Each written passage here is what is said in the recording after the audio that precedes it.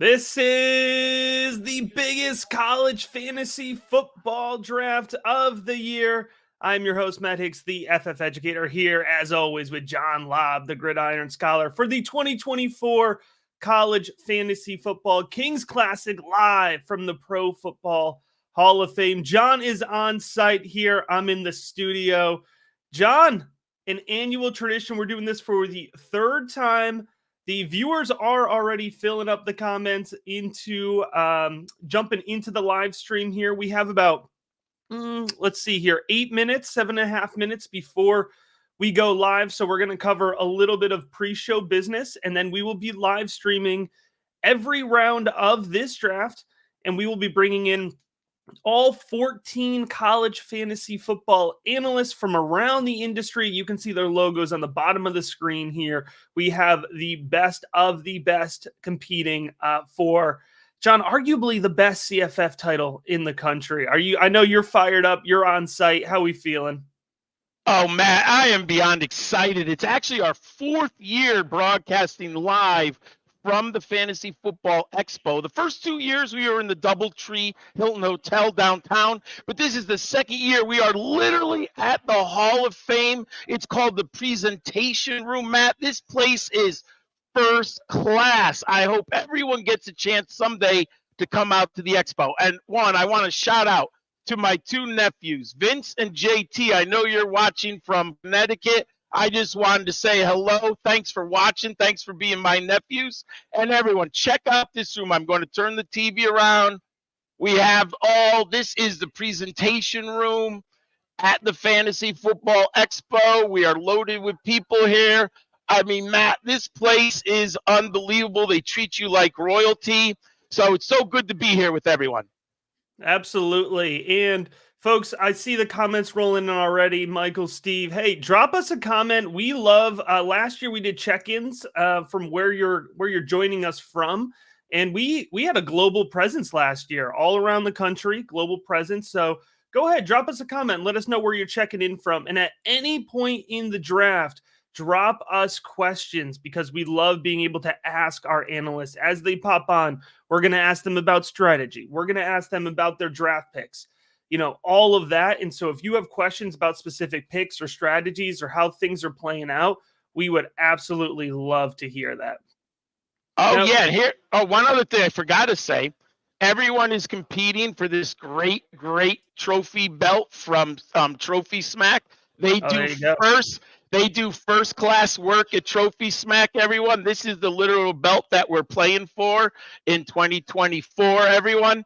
So we got that going on. Everyone, if you were watching this draft, if you know Matt and I, we do our preview shows by position for college fantasy football. All my information is free on Fantrax. One of the reasons why we are holding this draft live is we have a fundraiser for St. Jude's Children's Research Hospital. So the link is in the link to the fundraiser is below. Please, anything from $5 to $15 helps out tremendously. We've already totaled $1,300 for the fundraiser. So if you're watching and you have the opportunity, please donate to St. Jude. Absolutely. And John, there's a reason that you have the belt. You are our defending champion this year.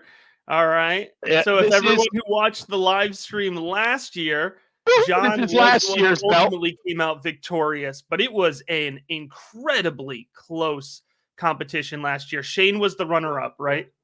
Yes, he was. And it was Tommy. Tommy was the runner. Shane was the past champion. Yes, Shane was the champion in 2022. I'm 2023. This is it's a terrific, the competition level, the experts in this one, the fourth annual. We got everyone wants this year's belt, and we've expanded, Matt, to 14 teams. The first 3 years we did 12. This year we're going to 14. We have RotoWire. We have Fantasy Points. You can see all the sites we have down there. We're loaded. Dynasty Nerds are here. CFF sites here. We're just loaded with people. CFF lists.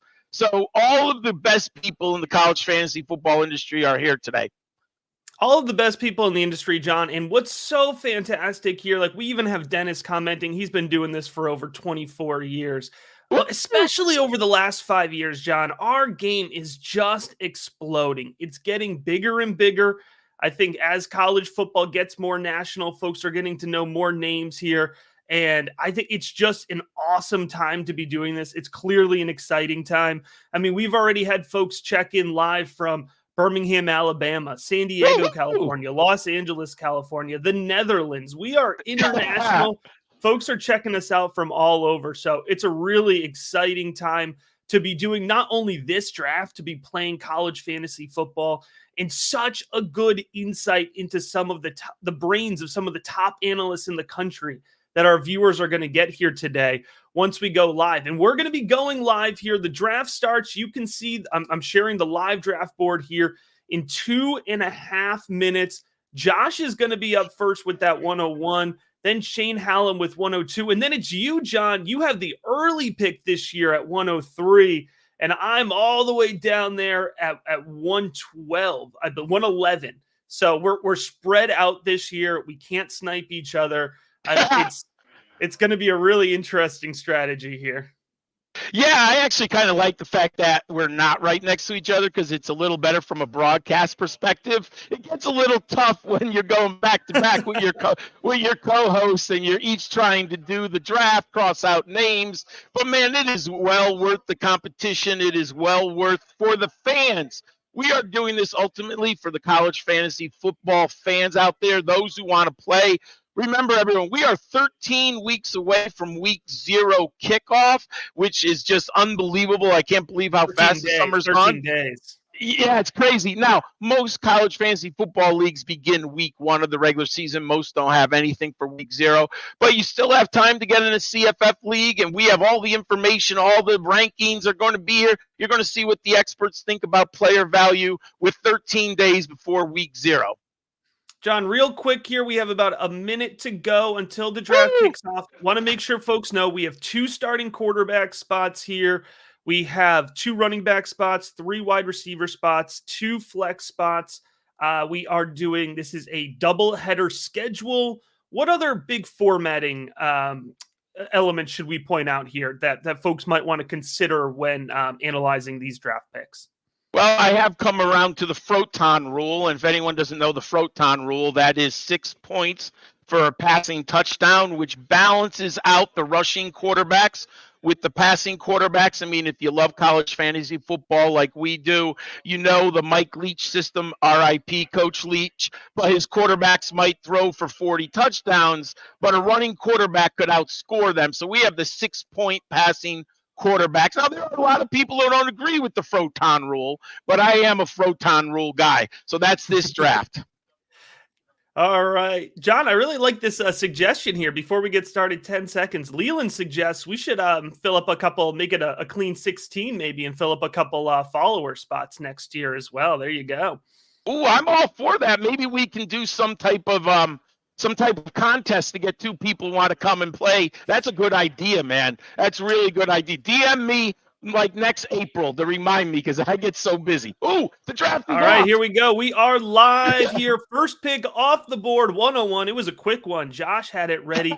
It's Ashton Jeanty for Boise State. Hey, I love this pick because I stayed up till about 1 a.m. last night playing with Ashton Jeanty in Boise State in college football 25. Now, I know Shane's on the board here, John, so I won't make you give away your choice at 103. But is there somebody you're really sitting on here? Or do you feel like you have a few options? Well, I'm going to assume the 2 big running backs are off the board, so I do have the player I like third who I'm going to go for, but I will wait until Shane makes his pick. But yeah, I clearly have one guy. Now, if Shane doesn't go the running back, then I will, obviously pivot to the running back, but I'm going to assume that Shane is going to go that way. Now, Shane's in the building. He's not actually in the room right now, so I hope Shane is. We have 36 seconds left. I'm hoping that he was coming from an earlier draft, right? If I'm remembering. Yeah, he's doing 2 drafts at one time, so I hope he's jumping on now. I'm sure he's got the use that one way or the other. He's just making us nervous here. He's making us nervous. Come on, Shane, we need you, brother. I'm doing all right, draft on the second one. But it is different, John. It feels different this year compared to some previous years where there would be a really early emphasis on quarterbacks. It's not as strong as in previous years. No, it is not as strong. So the Ollie Gordon, I would Gordon, assume, yeah, that's a pretty 101, 1 or 2 Ollie Gordon. That's pretty consensus there. that's the player I was hoping, but those are the consensus top two off the board. It was minus 2,000 that Josh was going to go Ashton Genty. I knew it would have been hard to get a book bet on that one. I know Josh loves Ashton Genty, but I'm going to switch here because we're playing in 2-quarterback league. Yep. And I think it's a legitimate question, the value of the quarterback in this. And I want high-end quarterbacks who can score up to 40 points. So I'm going to go Caden Salter of Liberty because I think he scored over 40 points 4 times last year in this format. Something like over 30 points 8 times maybe. I might be getting the numbers a little bit wrong. But the high-end quarterback in this format, now it's a little risky. You have to see what comes back to you in a 14-team league. But when you can get that 40 points out of one of your 2 quarterbacks, that really helps you in this week-to-week format. Oh, who do we got? Oh, Luther Burden. Yeah, Luther Burden off the board here at 104. Zach made that pick. Zach will be our first guest here. Our first guest will come up in about 8 minutes here. We wanted to get through the start of the draft. Me and John make our first couple picks, but Zach will be joining us first here in, again, about 8 minutes.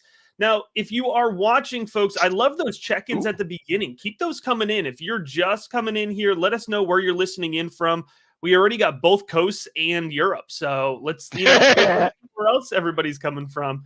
And then Torrey Horton coming off the board here at 5 for Chris. So Luther Burden, Torrey Horton, is that kind of at the top of your wide receiver queue there, John?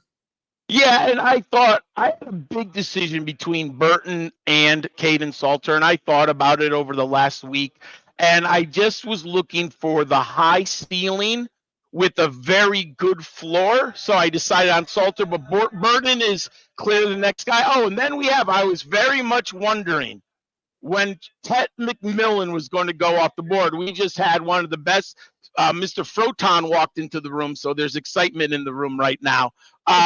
But then, so there we go. Tet McMillan was that number 5 or number 6? Number 6.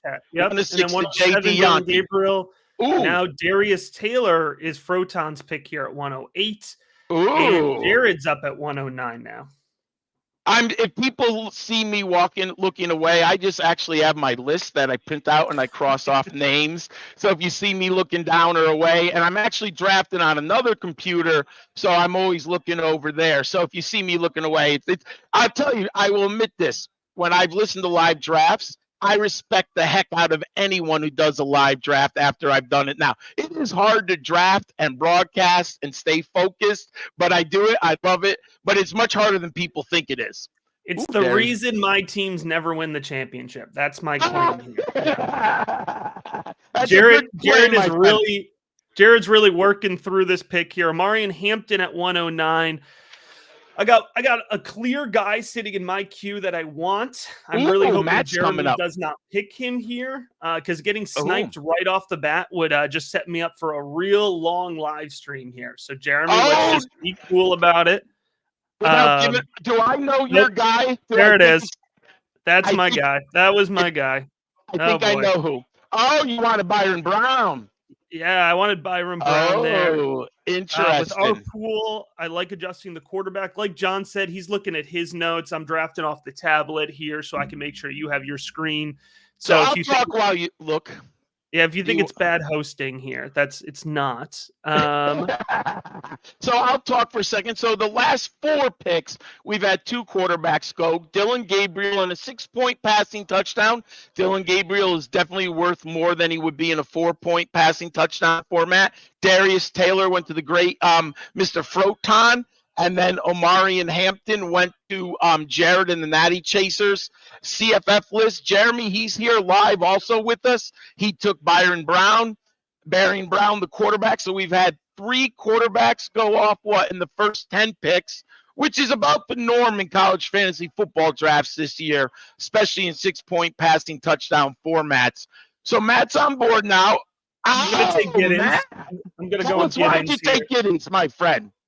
You know what? I'm all in on Giddens. I think he's going to have a huge volume load. We got that touchdown volume. And quite frankly, John, I've gotten a huge exposure to him on those underdog drafts that are coming out now for CFF. And so I'm all in, man. I'm going to keep riding it here. Bainbridge's pick here of Maffa at 113 was who I was kind of in a pinch point between those two running backs. What was the real decision here? But, we're almost wrapped up with the first round here, first 13 picks. And it's pretty running back heavy early. I mean, quarterbacks are the ones that are coming off the board the slowest. But there's still not necessarily a quarterback at the top of my list here that I'm super interested in, to be, completely honest with you. Anyone who's done a bunch of drafts, I think this is my 16th draft this year.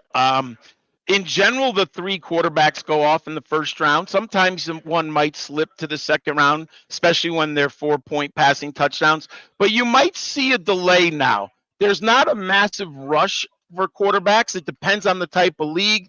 And do not confuse best ball drafts on underdog with the regular season redraft leagues. There is a difference in strategy and in the value of the quarterback position.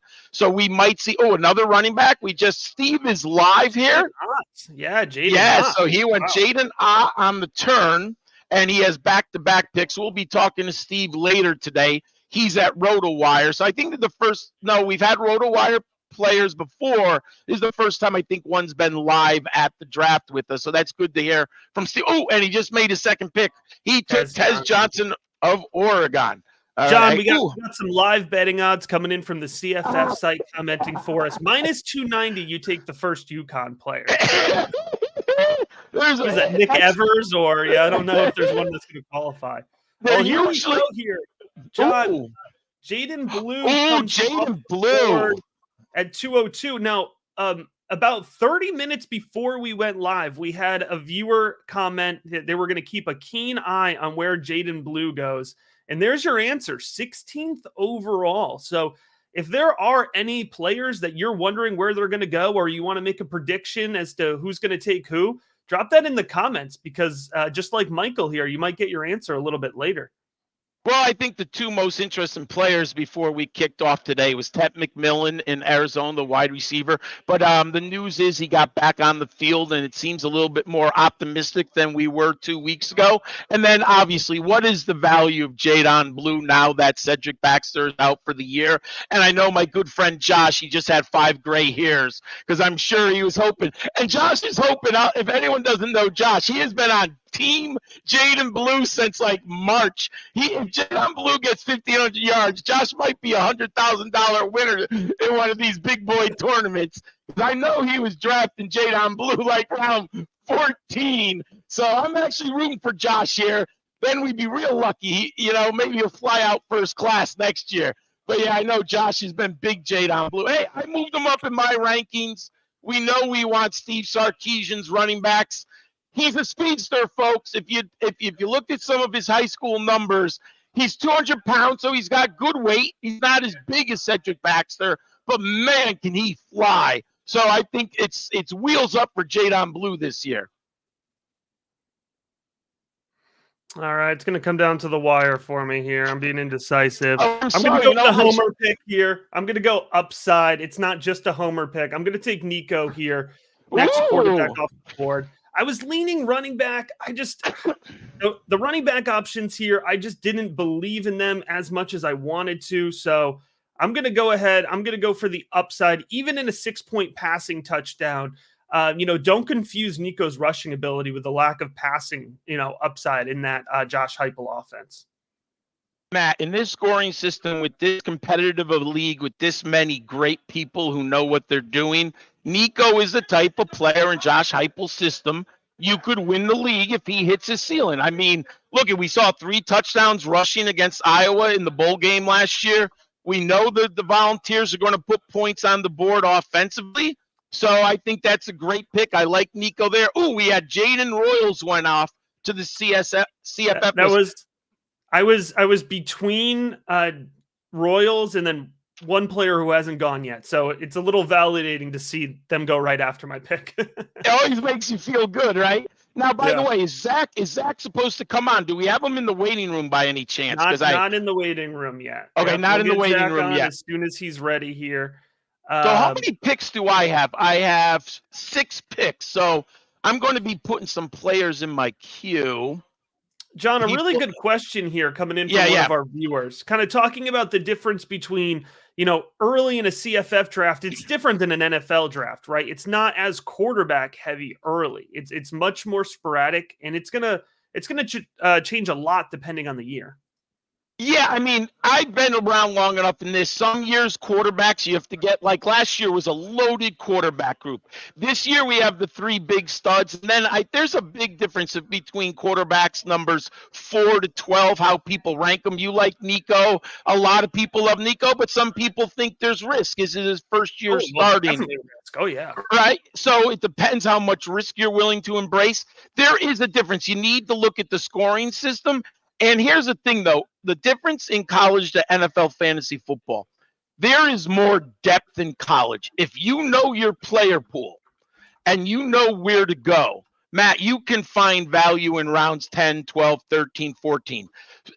But it's knowing the pool. We know in the NFL fantasy football, the pool is dried up. By the time 10, smart people all know the sleepers. You might get a guy who pops, but it's much more competitive, and you really got to know the player pool more for value in the CFF. Ooh, I'm coming up here. Right. Jordan James went. Darn it, my guy. John is on deck. Jordan James was the other guy. It was between Royals, Nico, and James. James would have been the safe pick here, but I wrote I wanted. And we had a wide receiver run here while we were talking about that. We had Ashlock at 206, then Ricky White, Evan Stewart, back to the quarterback position at Jordan McLeod, then Jordan James, and John is now up because Xavier Restrepo went off the board. Zach went back-to-back wide receivers to start. John's going to go Damian Martinez. We've talked about Damian Martinez a lot in our rookie big board shows this year, talking about him running behind a really good offensive line. But Jared gets a shout out from the viewers. If you see a pick you really like, comment, y'all. Let us know. We want this to be your draft as much as our draft. And Bobby loves that Jared Ashlock pick here, pairing it up with Amari and Hampton. So Jared's off to a good start. Oh, you know what? I've been looking at, I'm trying to cross people. Yeah, Ashlock could be, if you don't know Stephen McBride, you can check out. I don't want to get into why he's probably not going to be playing this year, but the two of them were a dynamic pass catching threat for a while. But Ashlock now, without McBride, he might get 150 targets at that run and shoot right now. So that's a great pick right now with Ashlock, especially we are 1 point PPR scoring format. A lot of college fantasy football leagues do half a point, but for the CFF Kings Classic, we do full point, which also gives those pass catching backs and the dynamic slot receivers a little more value in the college fantasy football universe. So I have to look at Ricky. John, as we round into the third round here, we're going to bring on our first guest analyst. We have JD Yonke joining us from Covers and Sports Grid. JD, back at it, an annual tradition to be chopping it up with you here, man. How we feeling? I'm feeling great, man. This is one of my favorite mornings every single year. So been great listening to you guys. Really excited to get it started here. Absolutely. Thanks for joining us. Yeah. We miss you, JD, but I know you got a new child and everything. You're out in California. He was with us for were you here the first 2 years or just the first year, my friend? Yeah, I was the first 2 years, and the second one, I had the little baby boy, and then we had another one last year. So it's been a little hectic. I haven't been able to make it back out with the 2 kids yet, but I'm working on it.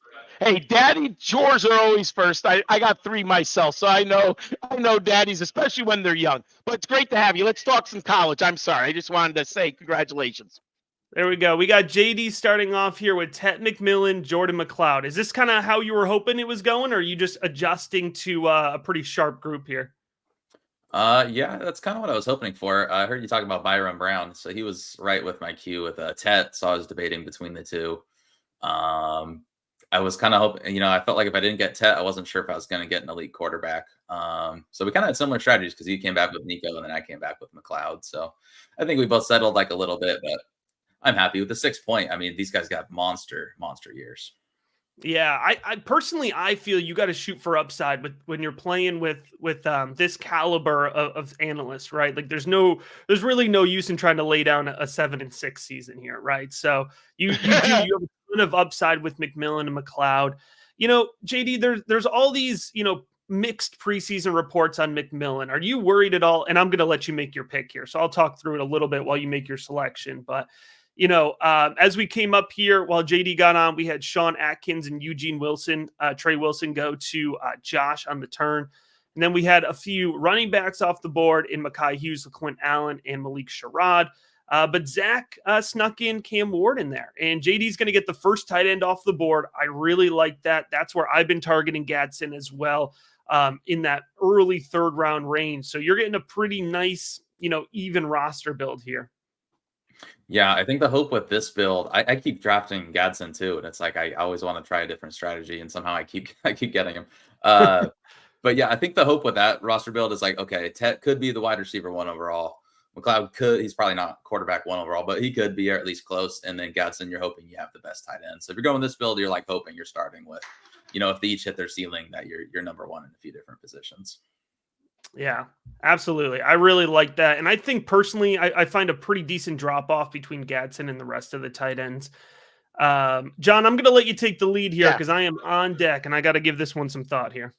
So, JD, tell us about Jordan McLeod, because he doesn't have a lot of rushing upside. And we know in general we're looking for rushing upside, but this is a 6-point passing touchdown league. So tell us what are you attracted about with Jordan McLeod in the second round there?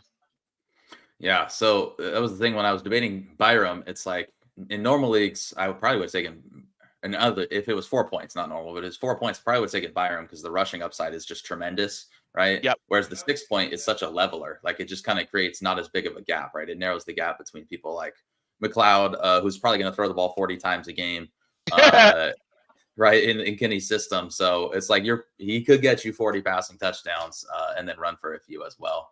Because he's definitely nowhere close to Brown on the ground, but with a system like that, with Kenny's system, you're basically you're betting on volume. They're going to run a lot of plays. He's going to throw it a lot, and hopefully he's going to find the end zone. He's not going to be as efficient probably as he was at JMU. That offense was really good last year, but they'll be close.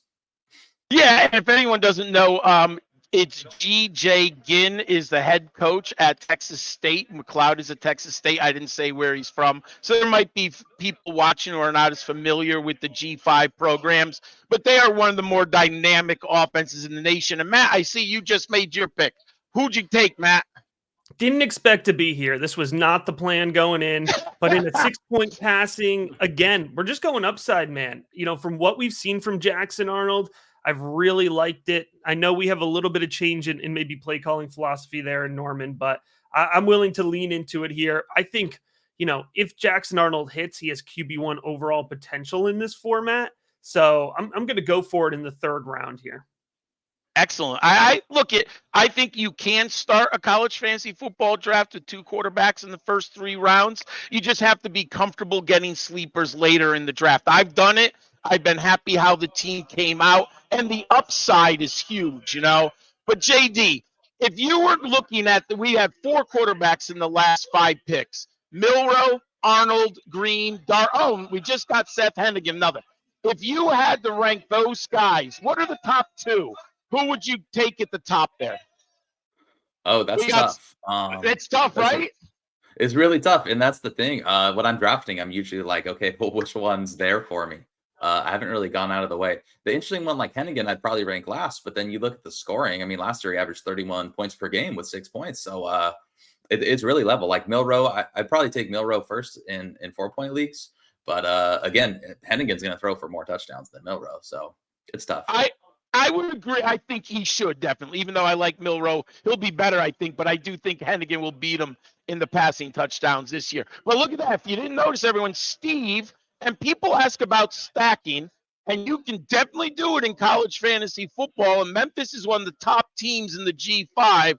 And Steve just stacked Seth Hennigan and Rock Taylor. I like that. So Matt, you're coming up again. So you're up there now. So let me review the last couple picks for people. We had Alec Hayamanor, the wide receiver, Dwight Peoples, Kyle Mangangi, the running back at Rutgers, who was at Mike Bainbridge, Rock Taylor, and Seth Hennigan. Then we had all those quarterbacks. So, JD, what are you looking at? Just the position, no names, you don't have to do. Are you going best player available, or do you have a position you like in the next round?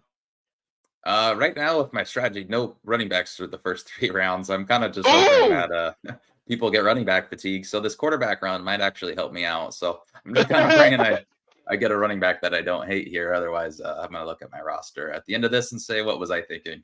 So, but Hey, we'll see. Did we go up? Did we add 2 teams this year? We did. This is the first year we have 14 teams. The first 3 we had 12. And someone actually gave us a great idea. We might auction off or somehow have a contest for 2 listeners or 2 fans to join us, so it could be a 16 team. Now, if someone doesn't know, the best thing about college fantasy football, you can easily do a 16, and I know JD and I played in 20 team leagues. The player pool is just so much bigger. Most of them are 12. But you can do bigger leagues in college fantasy football than in the NFL. Matt, who'd you take?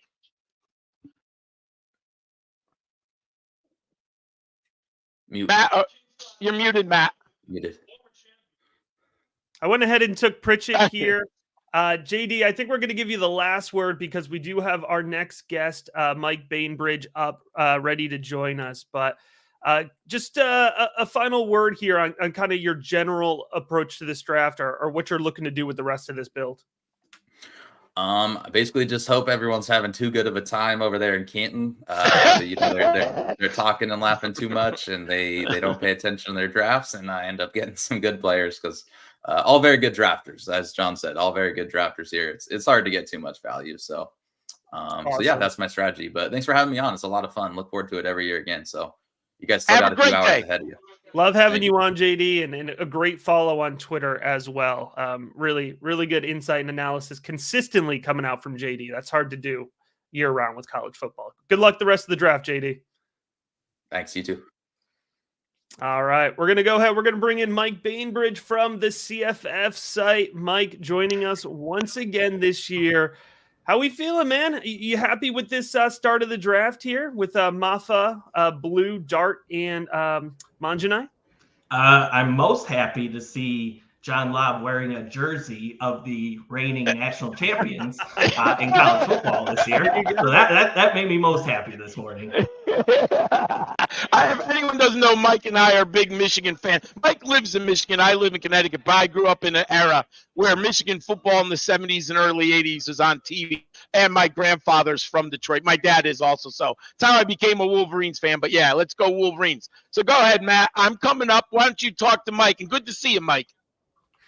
Well, right off the bat here, I just want to point out, if folks do not know, the CFF site is just such a fantastic website, resource, projections out there. If you're just trying to pick up college fantasy football for the first time, being in their Discord is a great place to be. So, Mike, just wanted to give you your annual shout out on that front because it's just fantastic content folks need to know about.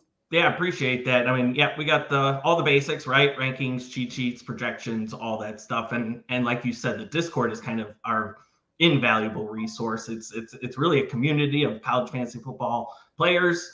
There's analysts in there, and everybody's just everybody wants to contribute, posting news and everything. So everybody's in tune with all the injuries, news, and notes and stuff. So always good time.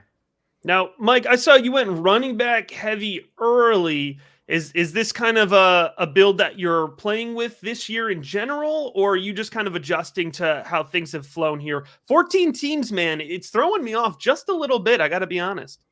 Yeah, I just kind of every draft I don't really have a set plan and just kind of let the board fall to me. Mm-hmm. I think there's a couple question marks with some of the wide receivers at the top. Jalen Royals, Utah State, all the coaching situation there. Just at Ted McMillan, possible injury. I think he should be good to go, but just some of the question marks at the top of the wide receiver rankings. And that position kind of tends to fluctuate more too. So hit on the kind of the known quantities at running back, and then we'll just see where the board falls to me later on. Yeah, I think that's a pretty solid approach overall here as we see John make a Kyron Lacey selection. With college fantasy football in general, if you can, get a little bit more floor early on, you're going to be making upside picks no matter what, once you get to round, 6, 7, 8 even, right? So, I definitely think there's some validity there. John, Kyron Lacey off the board. We've talked about him a ton back and forth in our rookie big board preview shows. What made you go with him here? Well, I do like listening to head coaches, and if you've been paying attention to any of the message boards and what's happening at LSU, Brian Kelly is pretty much in on Kyren Lacy. And in general, I've had very good luck over the years drafting Brian Kelly wide receivers from all the way from when he was at Cincinnati, then when he was with the Notre Dame, and now that he's been with LSU, he's been very good. I do think there's risk here. There's no guarantee that Lacy is the guy, but I do like him. And I saw Mike. I was going to ask him about Jackson Dart because he's come on to Jackson Dart, Team Dart, over the last 3 or 4 weeks. I've been drafting with Mike since March, I think, and he wasn't Team Dart in March. But if you've been following Mike and Matt is completely right, the CFF site is amazing stuff. Mike has been on Team Dart for a while now. So tell us, Mike, because I like Lacy. Or I took Dre Harris, I should say. Sorry. I like Dre Harris in the passing game. So tell me why you like Dart.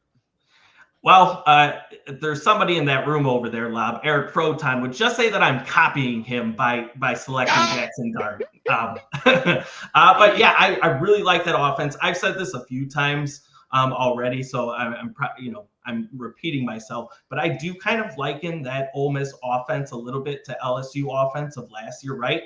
No shortage of weapons at receiver. Jackson Dart in his senior year looking to, impress the NFL scouts. Ole Miss is in the mix, from most, expectations to be a college football playoff team. So I think they're going to go pedal to the metal pretty much every single week. And and I think Dart, this is his time to prove it to NFL scouts and that he's, a potential first round pick. I love Dart too. I have him number 4 in my rankings.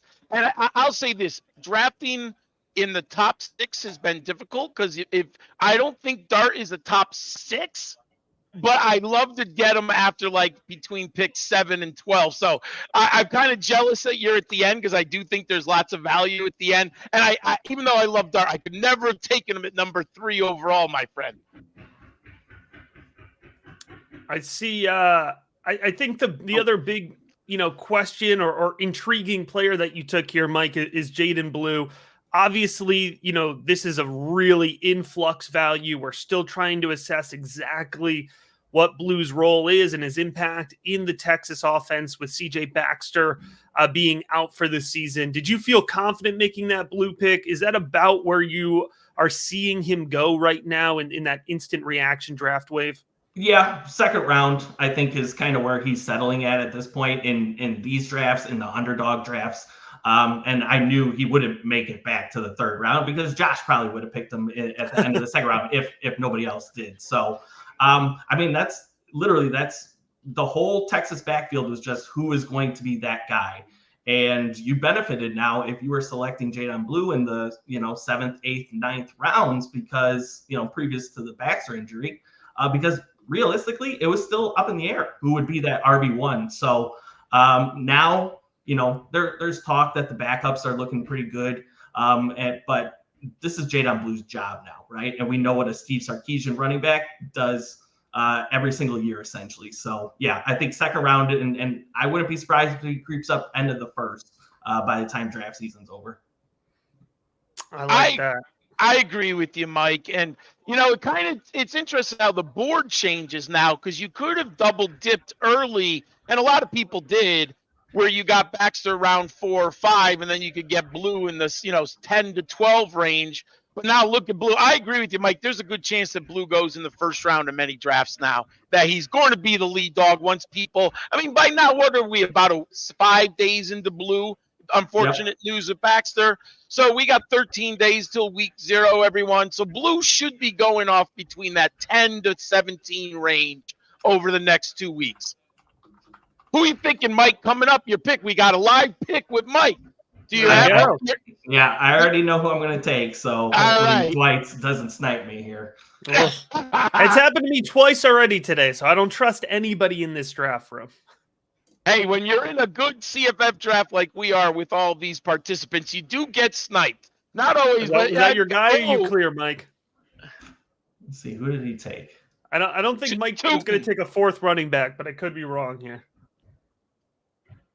He took. Okay, yeah, we're in the clear here. We're in the clear. All right. We're in the clear. Avery Johnson. All right, that's nice. Yeah, I was surprised Josh didn't take him because he's, I think, the highest of anybody on Avery Johnson this year. I know he dinged a little bit with the 6-point passing touchdowns, but I mean, this is a dual threat quarterback, and we know dual threat quarterbacks are kings in college fantasy. So I like my pairing at quarterback here. So, Mike, you've been around even longer than I in this field, and you're great at you and Joe at CFF's list or site. Tell me what people have to get used to in college fantasy football when they take a player like Avery Johnson. We've had a very small sample size. What are you banking on? What do you see? Like, how do you feel comfortable taking him? And it's not like Dart we've seen for 2 years. Tell the viewers why you identify a player like Avery Johnson without a resume that we've seen. Well, we talk about it all the time in college fantasy, right? It's system. It is system. That is king. And this is a system under Chris Kleiman at Kansas State routinely has dual threat quarterbacks that are running the football 100 plus times. And if you give anybody wants a quarterback that's running 100 plus times, I think you're seeing this more in the NFL too, with some of these guys like Anthony Richardson and such getting pushed up the board because of their legs, because of their rushing ability. There's question marks about his passing. It might infuriate you watching some of these games if you roster Avery Johnson, right? Because he's going to throw for maybe 120 yards in a particular game. But if he gives you 60 rushing yards and a touchdown every single week on the ground, you're getting 20 fantasy points as a floor. So, a little bit frustrating sometimes, and you're banking on the unknown, as you said, Bob. Yes. But it's upside here, right? I think that's some people aren't comfortable in college fantasy football because you do have to bank on the unknown. And I know in the NFL, you see players like Jalen Hurts is entering his 4th, 5th year, right? So they're comfortable. You don't have that in college. You're going to have to bank on some young men who we like the system and the athletic profile. Now, Mike, you have another pick coming up here. So we're going to get your live reaction to this pick, and then we'll give you a chance to a quick analysis, post-draft pick analysis, and then we got Zach on board here, our next guest, ready to go. So we'll let you make this pick here uninterrupted, but he's got an interesting build here, folks. Is it a wide receiver? Am I gonna punt wide receiver again? I mean, John got all your wide receivers. Maybe we should start working some post-draft trades, huh? There we go. Mike, you're killing me, Mike. You're going to have 600 rushing yards a week, Mike, between Johnson and he's going to have 300 yards sitting on the bench every week. I wanted a wide receiver there, but I think the guy that I might have wanted a receiver could get back to me in round 7. So I know that Kyron Drones would not get back to me. So we'll screw over Lob since he clearly wanted him. I like that strategy. That's a good strategy. There we go. I'll say this. I noticed about 3 picks ago, Drones sitting around, put him in my queue at the top. And I'm like, man, if I could get Drones in the 5th round, but you got me, Mike. Good pick. I love it. All right. John, I'm making this pick here, so I will say thank you to Mike. We could have done all 2 hours with you here. I got to cut us off. Thanks, here. Mike. I love the insight analysis. Like I said, some of the best in the business here. So we really appreciate it, Mike, and good luck for the rest of the draft. Thank you, guys. Lob, tell Proton to keep it down over there. Proton, Mike says keep it down. All right. Mike can say that. We got some mic issues here. We'll give Zach a chance to cancel out that background noise. What I want to tell Mike. Yeah.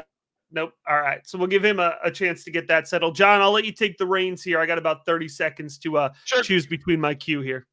So we did have we didn't discuss Steve on the turn. He's now got his wide receiver room. He took Kyle Williams out of Washington State and Caden Robinson out of Appalachian State. So he's got 3 very solid receivers in rounds 3 through 6. So that's very, very good.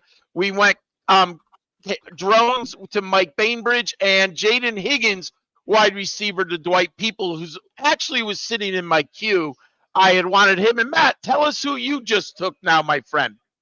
I took Lacey here. He was one of 3 players in my queue I was being indecisive about.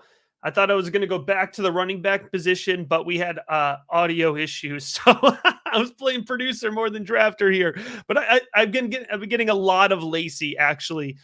He's going to be playing in that Jamari Thrash role in the Louisville offense this year. And I think that's going to be a really fruitful spot there. So although it was a bit of a last-minute pick, he was absolutely in my queue for that reason. So I just saw, there he is. There's Zach. What's going on? I'm in the hallway of the Hall of Fame drafting. All right. It's really loud in there. We're glad to have you, Zach. I'm going Zach. to take a step off for a second. I'm going to let you roll with Zach, all right? I'll be right back. Oh, yeah. All right. Hey, Zach, this is your second year coming down with us. I'm trying to see your actual draft. Oh, I have to find where you were drafted. So tell us how you went. Tell us how you went with the first 2 picks. Could you tell us why you did that? Well, I got to tell you, I identified maybe 15 wide receivers I felt really comfortable about their volume, day 1 volume, and I feel like the running back and quarterback position is so much deeper right now. I've a couple guys I know that were going to have the ball. I just went out and got them. Miami guy, Xavier this year from Cam Ward. Yeah. All right, so why'd you take Cameron Ward in round 3 there?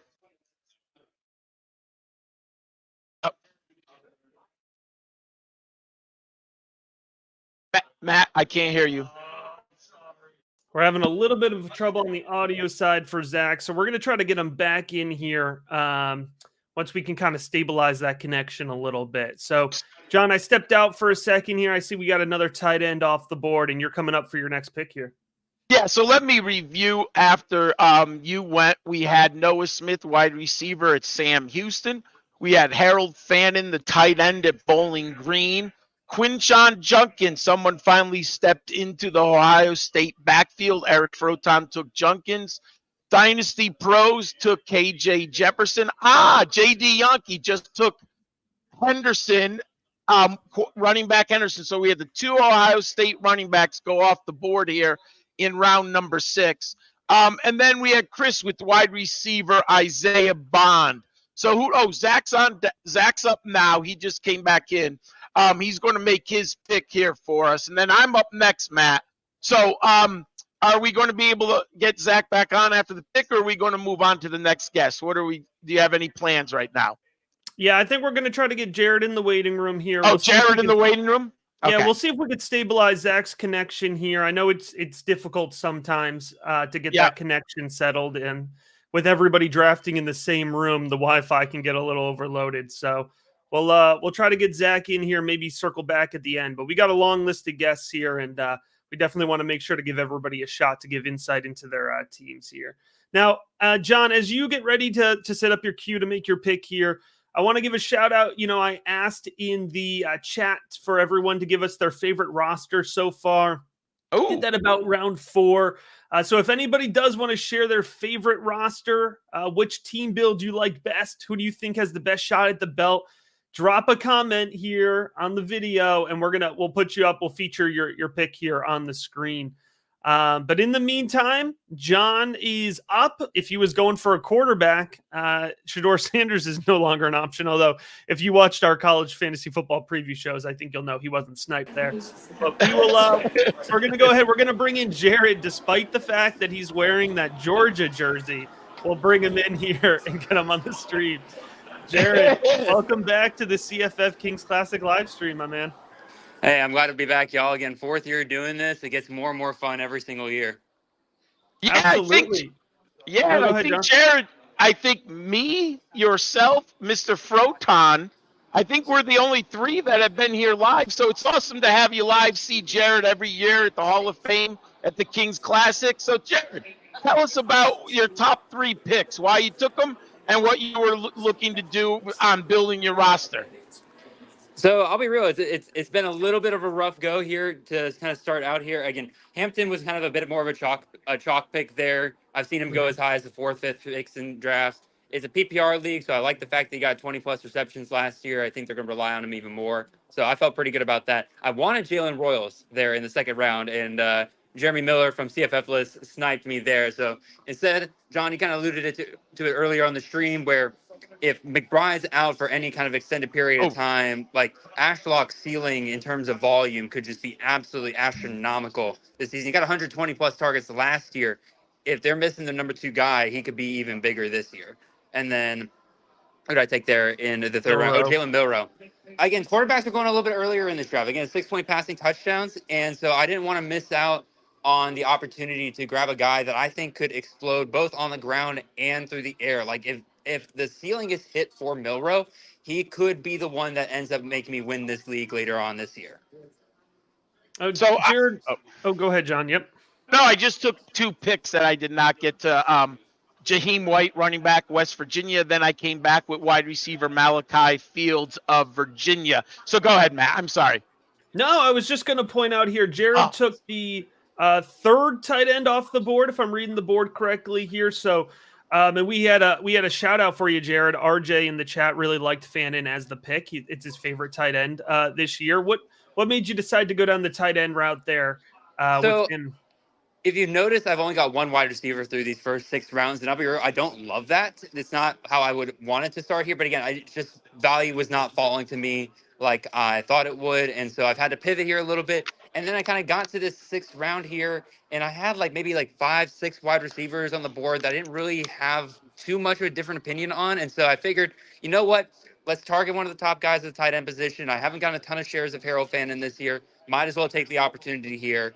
And let's see who falls back to me here in this next round. And from what I can tell right now, I'd say probably the only wide receiver I was looking at there, or 2, were Noah Smith and Malachi Fields. So, John, you took one of my guys there, so good job there. Oh, thank you. I know you and I like Malachi Fields, so I felt with you having 2 picks, there was no way I was going to be able to get him. So he would have been gone.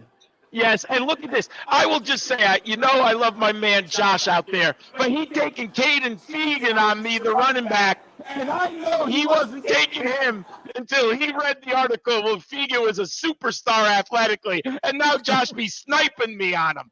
That ain't right, man.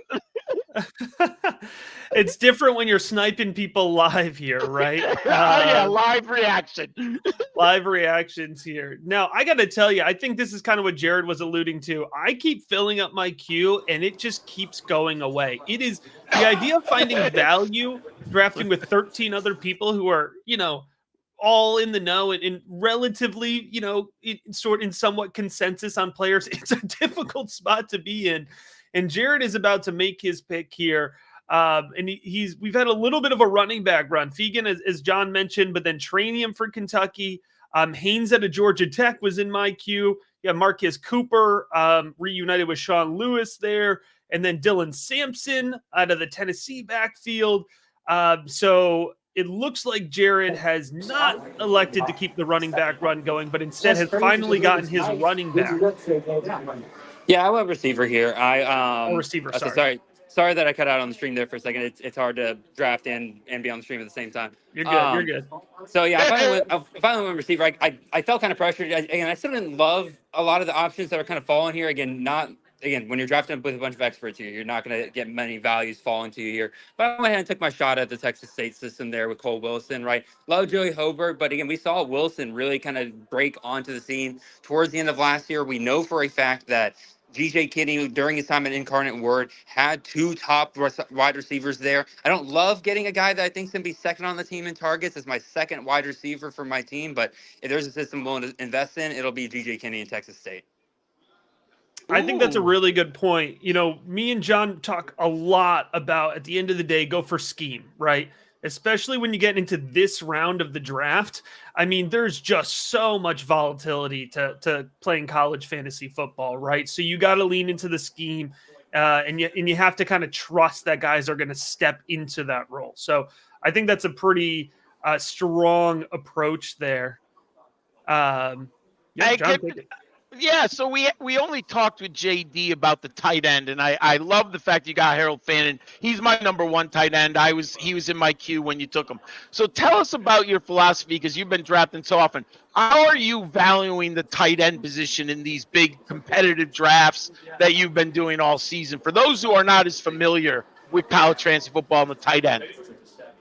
Yeah, so I touched on this a little bit earlier, that I haven't gotten a ton of these tight ends that go off early here in, the fifth, sixth round and everything. Because to me, like when I laid out my tight end projections, and I've mentioned this before if you listen to my show, that the only position that I truly do full projections out of when I'm doing my rankings is tight end, because it's just so hard to differentiate between guys. Yeah. I really have a top tier of almost about 7, 8 guys. And so because of that, I'm kind of willing to pass typically on those first couple of guys here. And I'll kind of grab another guy later. And there's a decent chance with some of the guys that I like that I'll get 2 of my top 5 tight ends in this very draft, because I decided to go with Harold Finn in there. Typically, I don't. Again, this is deviating a little bit from what I normally do. I usually wait until about round 8, 9, 10 before I probably grab my first tight end off the board. I mean, philosophically, I like to get a top 5 tight end I myself. Doesn't mean I always do it, because you are playing against your competitors. But I love that. I would have taken Fannin with my next pick. I thought the value was where, and it's very nice. If you haven't played college fantasy football, you probably played NFL football. It's nice to have that tight end you just plug and play every week, and you don't have to worry about it. Yeah, it's a guy that, for a fact, the upside's 10 targets every single week. And, you don't get that every single week, because that's just, how tight ends are in any system, right? But you don't have to sit there and try to think do I need to go grab a tight end off the waiver wire or anything like that? As long as he's getting those opportunities every single week, you're A-okay with just keeping him in there and taking what you get from him. And he's from a G5 program. So if people don't know, he's from Bowling Green. That's in the MAC. It's also, I will say this, there's not much better than watching on a Thursday night a MAC player and he goes off for you in college fantasy football. So there's always that Thursday. bonus. How about a Tuesday? Or Tuesday, you're right. It's always a fun thing to watch.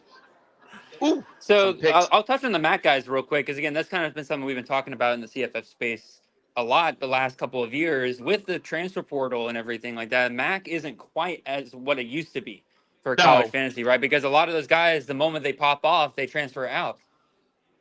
I still think there's value in the MAC. The thing is, what you got to look for is you got to look for these guys that are just going to straight dominate everybody on the field in terms of their athletics. And I think Harold Fannin 100% fits that category. You watch him out there, he looks like a man among boys. He should not be playing at the MAC level, and yet he is, and he's stuck around, which is even bigger for us. So I think, again, very safe investment there.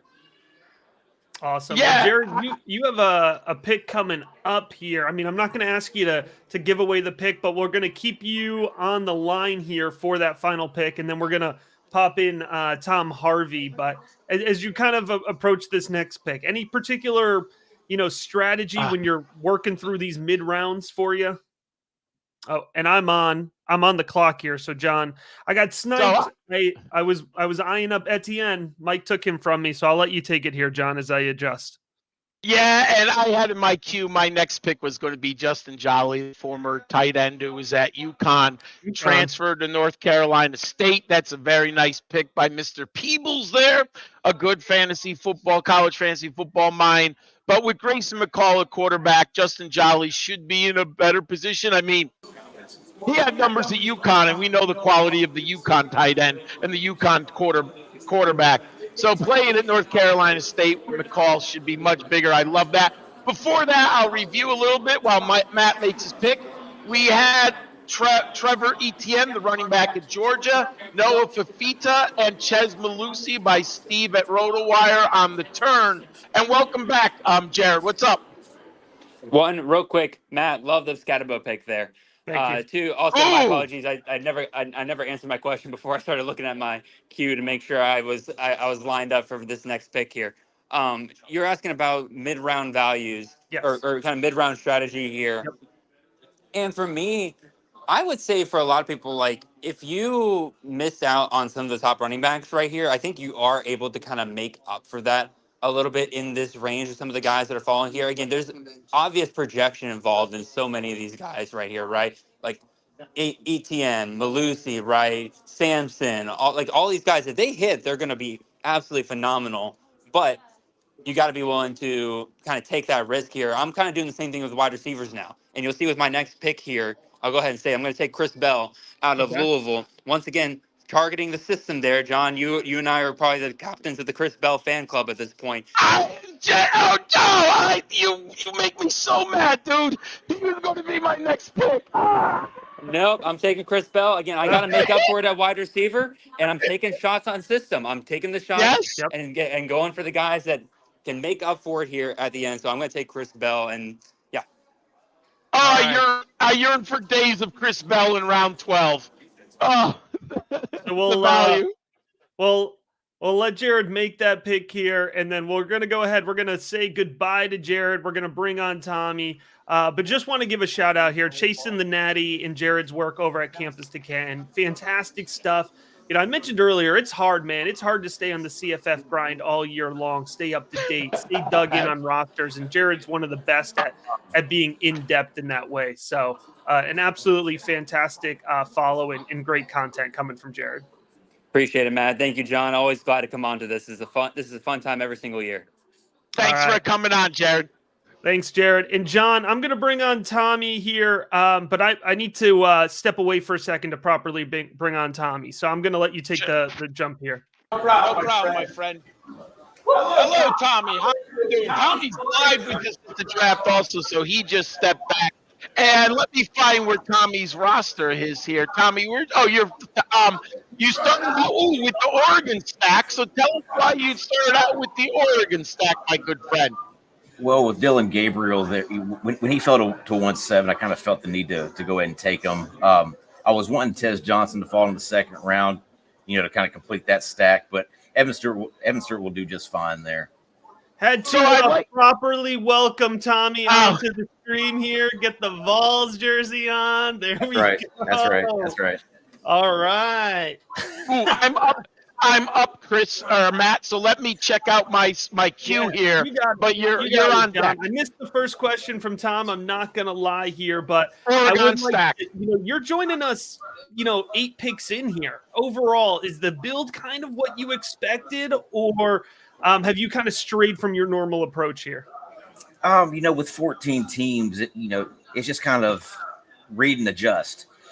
Whatever they are, whatever these guys are going after, I'm kind of having to adjust kind of just on the fly a little bit here. I was kind of hoping, a couple guys would have fallen to me. You took Nico in the second round. I was kind of hoping to grab him on the comeback in the third. Had to do it. Yeah, I know. But as a UT guy, I was happy to grab Dylan Sampson there in the 7th. There you go. Now, we do have a question specifically for you here, which I love. So Jay in the chat asked, would you have gone Johnson over Stewart with your stack? I would have. I was hoping he was going to fall to me, but Steve took him with the first pick in the second round. So I was wanting to get the stack with Gabriel, so I went ahead and took Evan Stewart there. That's awesome. By the way, great example. Ask us those specific questions for folks that you want to hear from. We will be getting everybody's team up here, or every analyst here up here. So a great job, great question there, Jay. Now, I'm curious here about the Travis Hunter pick, right? What are you expecting volume-wise out of Hunter? Do you feel like 6th round is that right risk point for him? Or are those 5th round there? Yeah, I ended up taking him 5th round. I just expect him and Shedeur Sanders to kind of really be kind of on that same wavelength this year. I know Coach Prime wants to get them both drafted, really, really highly. So I think those two guys are going to be their offense. Yeah, as long as we don't talk bad about Coach Prime here, we don't want to rank him too low. Right. He won't answer our questions in the future. Yeah, so I had to take Hunter. I had to take Hunter probably higher than what anybody else would, just so I could get Coach Prime on the line. Just in case we need to ask him any questions. Yeah, exactly. Now, John just had 2 picks. He took Cam Cook and RJ Maryland. So we have John's team kind of shaking out well. But John, what do you think about any interesting picks here jump out to you as Tom's kind of building out his roster? Sure. Let me check out. I did want to ask. I forgot who drafted Travis Hunter, so I find that very fascinating because say this. Prime is definitely trying to get those two players, his son Shador, the quarterback, and Travis, the defensive back / wide receiver, into the NFL in the top 5 picks. I also think he's trying to get him a Heisman possibility. So why I'm attracted to Hunter from a Heisman standpoint, he played over 1,000 downs last year between offense and defense. But Tommy, this is CFF college fantasy football. Do you think Hunter's going to be on the field enough from an offensive standpoint to justify getting that type of draft capital in a college fantasy football draft? Well, in the 9 games he played last year, he had 77 targets. So if you extrapolate, which is amazing, right? So if you were to extrapolate that over the 12 games, he's looking at right at 100+ targets. So that's really what you look at whenever you're trying to grab a wide receiver. Absolutely, and Tom's on deck here, so we're gonna get a live pick from him here. Let's see who we got here. Let's walk us through it. Well, I probably need both wide receiver and running back, honestly. So I'm going to go with best available here. And really, mainly, I'm looking at avoiding picking a bye week with guys with a week 4 bye week. Mainly because I got a whole bunch of them right now. So I've got to go. With Rashad Owens here from Oklahoma State. Ooh, the number 2, most likely the number 2 pass catching target. One of the most explosive offenses in the nation. I love that pick. But, Tommy, you got the Tennessee jersey on. You double-dipped it to Oregon. You got your stud, Travis Hunter. You got one of my sleepers that I've been getting, but now I've seen him pushed up the board recently. Tell us about running back Dylan Sampson, because I'm all in on Sampson in this running game. I think it's very underrated for the Volunteers. Tell us why you grabbed Sampson in round 7 there. Well, round 7, that's really kind of that sweet spot for him. He's RB1 in a very run-heavy offense. A lot of people, whenever they think about the Tennessee offense, they think pass, but no, it's really a run-first offense, and Dylan Sampson's going to be the RB1 there. And then you combine that with the fact that both Cam Seldon and Peyton Lewis have been injured this offseason. Seldon coming off the shoulder surgery. That really tells me that Dylan Sampson's going to be in for a heavy workload. And to that point, Tom, one of the biggest questions I get CFF wise in the Rookie Big Board Discord, because they know, locked in on the Tennessee beat, obviously, is it Seldon or is it Lewis? Like there's a real, I think, understandable fixation on who's the running back 2 in the Tennessee offense. Because even going back last year, Sampson definitely got his as running back 2. But I do think this is a year where it might be a little bit more front loaded to one guy. Like, I don't know that although Seldon and Lewis have both looked good at times, I don't think either one of those are going to be high volume guys. Like, you really do have to pay up for Sampson early if you want a real shot at this Tennessee running game. Is that the way you're reading it as well? Yeah, well, Sampson's really the only guy who's proven in that running back room. Right. He was for the most part last year, he was the RB3 until Small kind of got nicked up a little bit. And if you remember, he didn't even play at all in the Florida game. But he's really the only guy who's proven in that room. Seldon got a little bit of time last year, mainly in the bowl game against Iowa. And then, you got Peyton Lewis coming in as a true freshman. But again, both of them are coming off injuries. So Sampson is really the guy to have right now. So, Tommy, I wanted to ask you, if you were taking a Tennessee wide receiver, other than Squirrel White, he seems to be the first one going off the board. Do you like any of the other young men who are going to hopefully be Nico Ikamala? I pronounced that wrong. Iamaleava. All right. Who is going to be his number 2 wide receiver, my friend? If he's healthy, I think it's Brew McCoy. Interesting. Brew McCoy, just physically, Brew McCoy he's head and shoulders above anybody he's going to go up against, just physically. He just has to be healthy. I do like Brazel, though. I think Brazel's going to be good. more involved than folks maybe are looking at it on paper. I think Brazel is going to be what everybody wanted Dante Thornton to be last year. Yeah, that's a really good point. Dante Thornton's going to be nothing, unfortunately. Fantasy-wise, yeah. Fantasy-wise, yeah. Oh, Matt, you took a player out of my queue. I didn't notice. Tell the viewers, who did you take, my friend? I took Justice Haynes. I understand Haynes hasn't gotten the volume that we expect, but you have to understand it, in the Alabama running back room, it's you have to wait your turn no matter how good you are, right? But that's the Nick Saban running back room. Now it's Haynes' turn, and this is the Kalen DeBoer offense, and Dylan Johnson ate in that offense last year. So, there's a little bit of risk here, but I think in round 9, Justice Haynes could look like an absolute steal by the end of the season. I agree with you totally. So, Tommy, you didn't tell us, or did I miss it? Who do you work with? Who are you doing your writing with now? Where can people follow you? On X at Tom Harvey Sports. I do a lot of my Debbie rankings for Dynasty Pros, and I do I'm actually the site manager and content manager over at Total Apex Fantasy Sports. Excellent. Tommy does good stuff, everyone. If you don't know him, he's out there doing all kinds of Debbie stuff. So check him out, everyone. Absolutely. John, I'm going to let you take the lead here because my queue is depleted and I am up in a couple picks. All right. So, Tommy, what would you be? I should congratulate Tommy, everyone. He made it all the way to the championship game against me last year. And it was a great battle. Tommy's team got real hot, just like we know. Anyone who plays fantasy, it's got to be hot late in the season. So, Tommy, review, what went well for you last year to get all the way to the championship game? Well, I was kind of floating around that last team getting into the playoffs, and I snuck in late, managed to get to the finals, but I don't think anybody was going to beat you in the finals. I got a little lucky hot with Ollie Gordon down the stretch there. Yeah. I think, did he have the 5-touchdown game against you, or was that in the semi? I forget one of the games when Ollie Gordon scored 5. It was either in the semifinal or against you. If I'm not mistaken, you had your highest point total of the season in that finals week. So I think I did. I think it's because of Ollie Gordon. He had that 5-touchdown game. I mean, I definitely got a little. Hey, we all know if you play fantasy football long enough, you work the waiver wire.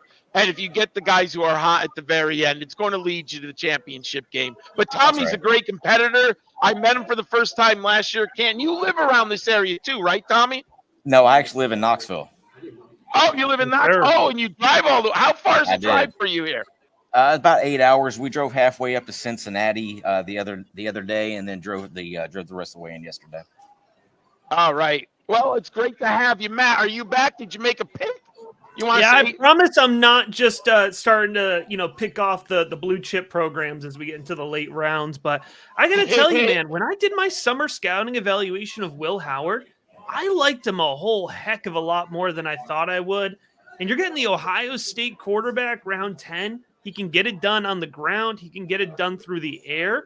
That's going to give me 3, in my opinion, strong quarterbacks. I'm excited about it. Now, I understand. I think, Howard would be a little bit more valuable in a 4-point per passing touchdown, but I think he's got a better arm than we give him credit for watching his tape. So I'm excited about Will Howard going into this season, man. I agree with you. I had Will Howard in my queue. I've kind of come around to Will Howard more and more because, the rushing upside is huge. Is he going to get the double-digit touchdowns rushing? I think there's a reasonable chance there that he does. So I like that pick too. All right, Tom, we're gonna get one last pick from you here, analyze it, and then we will circle up with our next analyst here. But I see you made it, so let us know what it is and kind of what got you there. Yeah, I went ahead and went with Quinn Ewers here in the 10th. I got 2 guys. I got 2 quarterbacks who have a week 4 bye week, so I wanted to grab 2 more who didn't.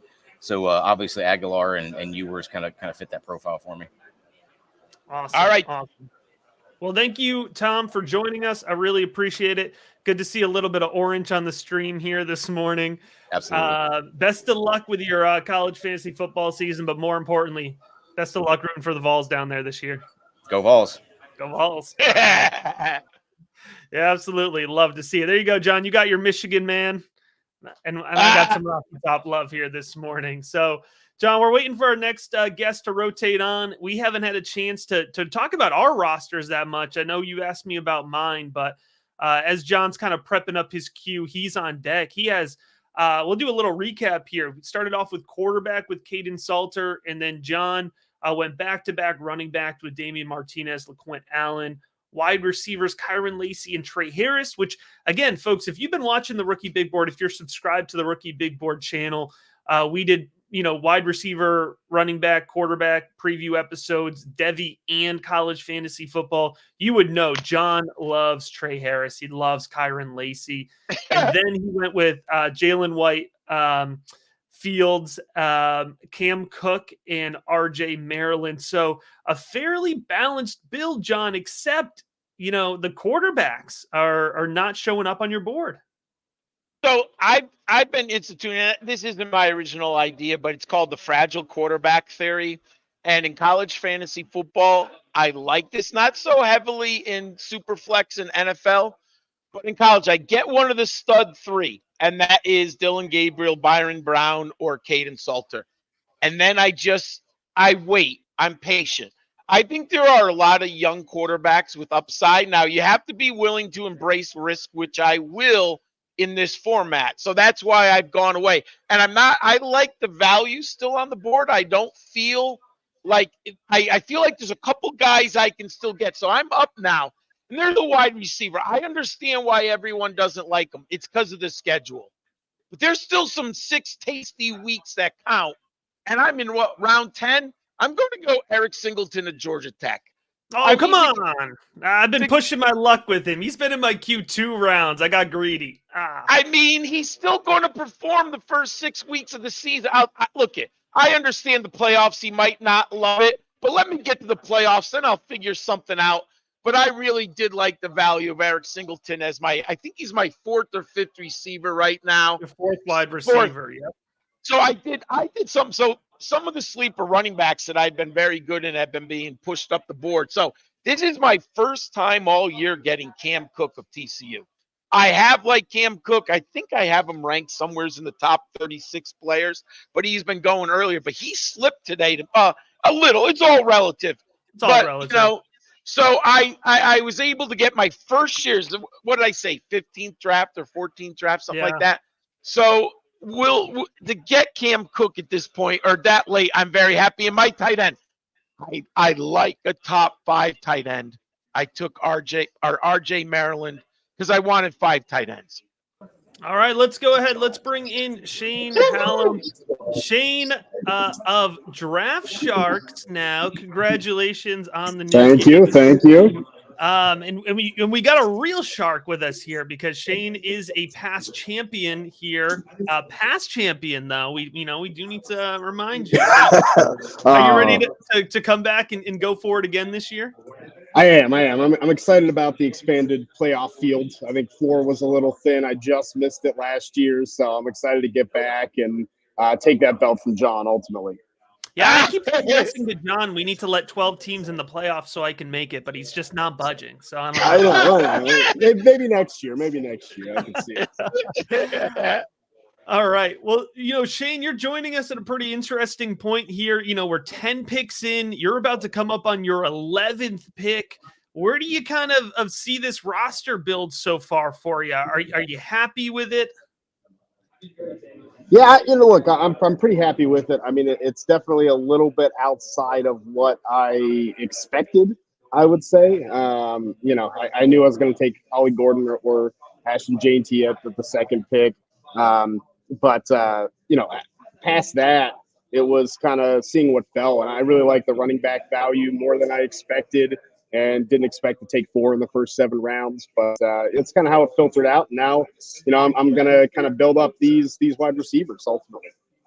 All right, there we go. So taking McCray out of Kent State, hearing good things off the beat here for McCray leading up to this season. And just want to give a quick second here. If you're watching here, by the way, our viewer numbers are still wicked high. So we appreciate y'all. A lot of folks have been with us this full hour and 20 of the draft so far. If you have questions specifically for Shane or any comments on any roster builds, go ahead and drop them in there. We'd love to talk with Shane about that. I'm curious, specifically, I really like that Nicholas Harbor pick there in the 9th round. I mean, leaning into upside, but what do you think is kind of the dream scenario there for Harbor in South Carolina this year? I mean, I think with the offense that's coming in, if he is the lead receiver, essentially, I mean, we've seen that position be lucrative for South Carolina for years. And obviously, Nick Harbor's the most athletic, maybe player in college football. So if he gets the targets, if he gets the share, look, I mean, even expanding to 14 teams, the waiver wire is fairly robust in CFF, right? We know that. So I would rather take Nick Harbor, and he either he's going to hit, or I can pick up a tight end in the waiver wire and, be fine, right? So, like, I'll take that upside shot. It's been interesting this year more than any year. I think I've leaned into the SEC. Usually I'm big on the G5 and going that route, but I mean, we saw last year the SEC scoring points. So I think South Carolina and LSU and Missouri and Kentucky. I mean, I think they're going to be able to score points, and I'm hoping Nick Harbor's a big part of it. Yeah, that's a really important trend to point out here. It used to be that the SEC was more of a low scoring league, but you see, the Eli Drinkowitz at Missouri, Josh Heupel getting in there at Tennessee, and even a decent amount what Shane Beamer is definitely trying to do at South Carolina. It's not a slow paced conference anymore, and John kind of can reflect that as well. He with his Jaquez Hunter pick there, so he's sticking in the SEC as well. It's funny because Hugh Freeze has had some pretty good luck at the running back position, and I think Hunter's a sneaky player. He was very good down the stretch. It was weird, and I know Shane does draft analysis too, so you probably watched Jaquez Hunter. There's definitely skills there, and there's definitely ability. He hasn't reached that long-term potential, but if he's going to do it, this is the year, and I think Auburn's going to be a little better. I think Freeze has the team headed in the right program. They do need the quarterback. So I like Hunter late in the draft. And look, I'm going for ceiling this late. If Hunter's the main guy and gets 200 carries, hey, I'll take 200 carries for my 5th or 6th running back. Shane, can I ask you about, because quite frankly, part of CFF is just admitting when you just don't know as much about a player. I want to hear you talk a little bit more about Benjamin out of Tulsa. I am not locked in on him, but I'm curious as to why you targeted here in the 8th round. No, it's interesting to look at. I think when you watch some of these G5 players and identify, for me, with the NFL draft background, that's where I come from, the Devy background. A lot of it is watching film, identifying traits. And so, I think Camden Benjamin actually has some of that vertical leap ability, some of the hops of an NFL player. And so when you're, to me, that's what John was just talking about, right? Drafting upside when you get past the 5th or 6th round. I think Benjamin has that type of upside where like, oh, this could be a guy that puts up, Rashee Rice numbers. And we're like, oh, he's actually an NFL player. Maybe he's not, but I do feel like the system complements. The talent level is there for him. We'll see if it all comes together and he can be a starting receiver for me. Yep, just give me a second here, writing that down on the side.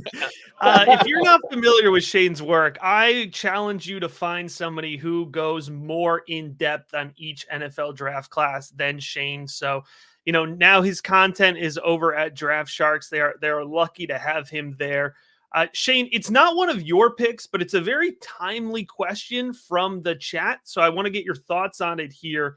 I just lost it. Here we go. Shane Whitted in the chat asked, how do you think the QB battle plays out at Wazoo? And Jared just took Mayter from Wazoo. So I'm curious if you have any thoughts on that battle. Why? I'll go ahead and make my selection here. Yeah, I mean, I think Mayter's probably the guy. Obviously they're coming in with a battle there. And it's going to be a lucrative position. We see where all these wide receivers for Washington State are going in CFF drafts. I mean, I think John Mayter has the experience, and for us, that would be the ideal scenario. That he wins out there. So I think he's coming at a bit of a discount because of that uncertainty, and I know Jared is definitely eating that up in drafts like he is in the 11th here in this one.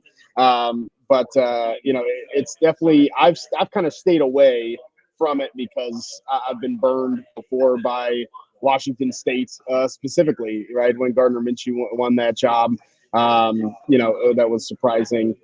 So I'm staying away, but I think Mateer's probably the guy that you want. I think the 11th and 12th round is a good spot. Yeah, and the nice thing about leaning into the Wazoo quarterback battle this year too is, remember, it's pretty much a Mountain West schedule, right? So you're not going to get the Oregon, you're not going to get the Washington defense. Unfortunately, you don't get the USC defense, which might be weaker than some of those Mountain West. No, Shane, sorry, John, if I'm hogging all the questions, but I love the build that Shane has going on here. Garrett Nussmeier there that was the 5th round for you. I really like that pick. If you're talking about a guy where we don't have a ton of tape on him, man, but if you look at what he was able to do in that bowl game last year, you can see him absolutely shredding in that LSU offense. It's one of those things, picking second, where if I want Nussmeier, I'm like, I don't know if he's coming back in the 6th. It's probably half a round, 3/4 around too early, but I want to make that move. And it's been what, when I won the championship 2 years ago, was identifying Anthony Richardson as an NFL guy that I really liked, drafting him around that range, 5th or 6th round. He blew up with the rushing. Obviously, Nussmeier, I'm hoping, is going to blow it up with the passing there at LSU. I'm with you, Matt. Like what I saw in that bowl game, I think this guy's could be the QB1 of this draft class that's upcoming. And so for me, if that happens, then he's gonna, especially at LSU, he's gonna have 4,000 or 5,000 yards passing. That's a CFF QB1. I like that. I was actually going to ask you, Shane, currently, who do you have at the top of your draft board at the quarterback position? You just gave us a sleeper. Who do you, if you were an NFL, if you were a general manager, who would you be telling your ownership to be looking at the top of the board? Can I pass? Can I just pass on the quarterbacks? Okay, that's legitimate. Look, there are guys that are going to get there. We're going to see the development, what happens this year. I'm just not enamored, with anyone.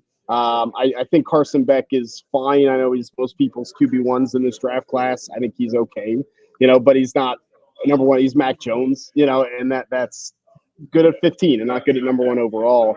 I still like Quinn Ewers. I think we see the flashes of the physical talents. I know mentally he still has never put it together.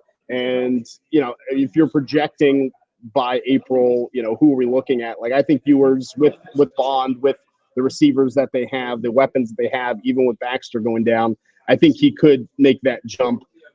If it was me, this is a year where I'm taking a pass rusher number 1 overall in the NFL draft and passing on the quarterback.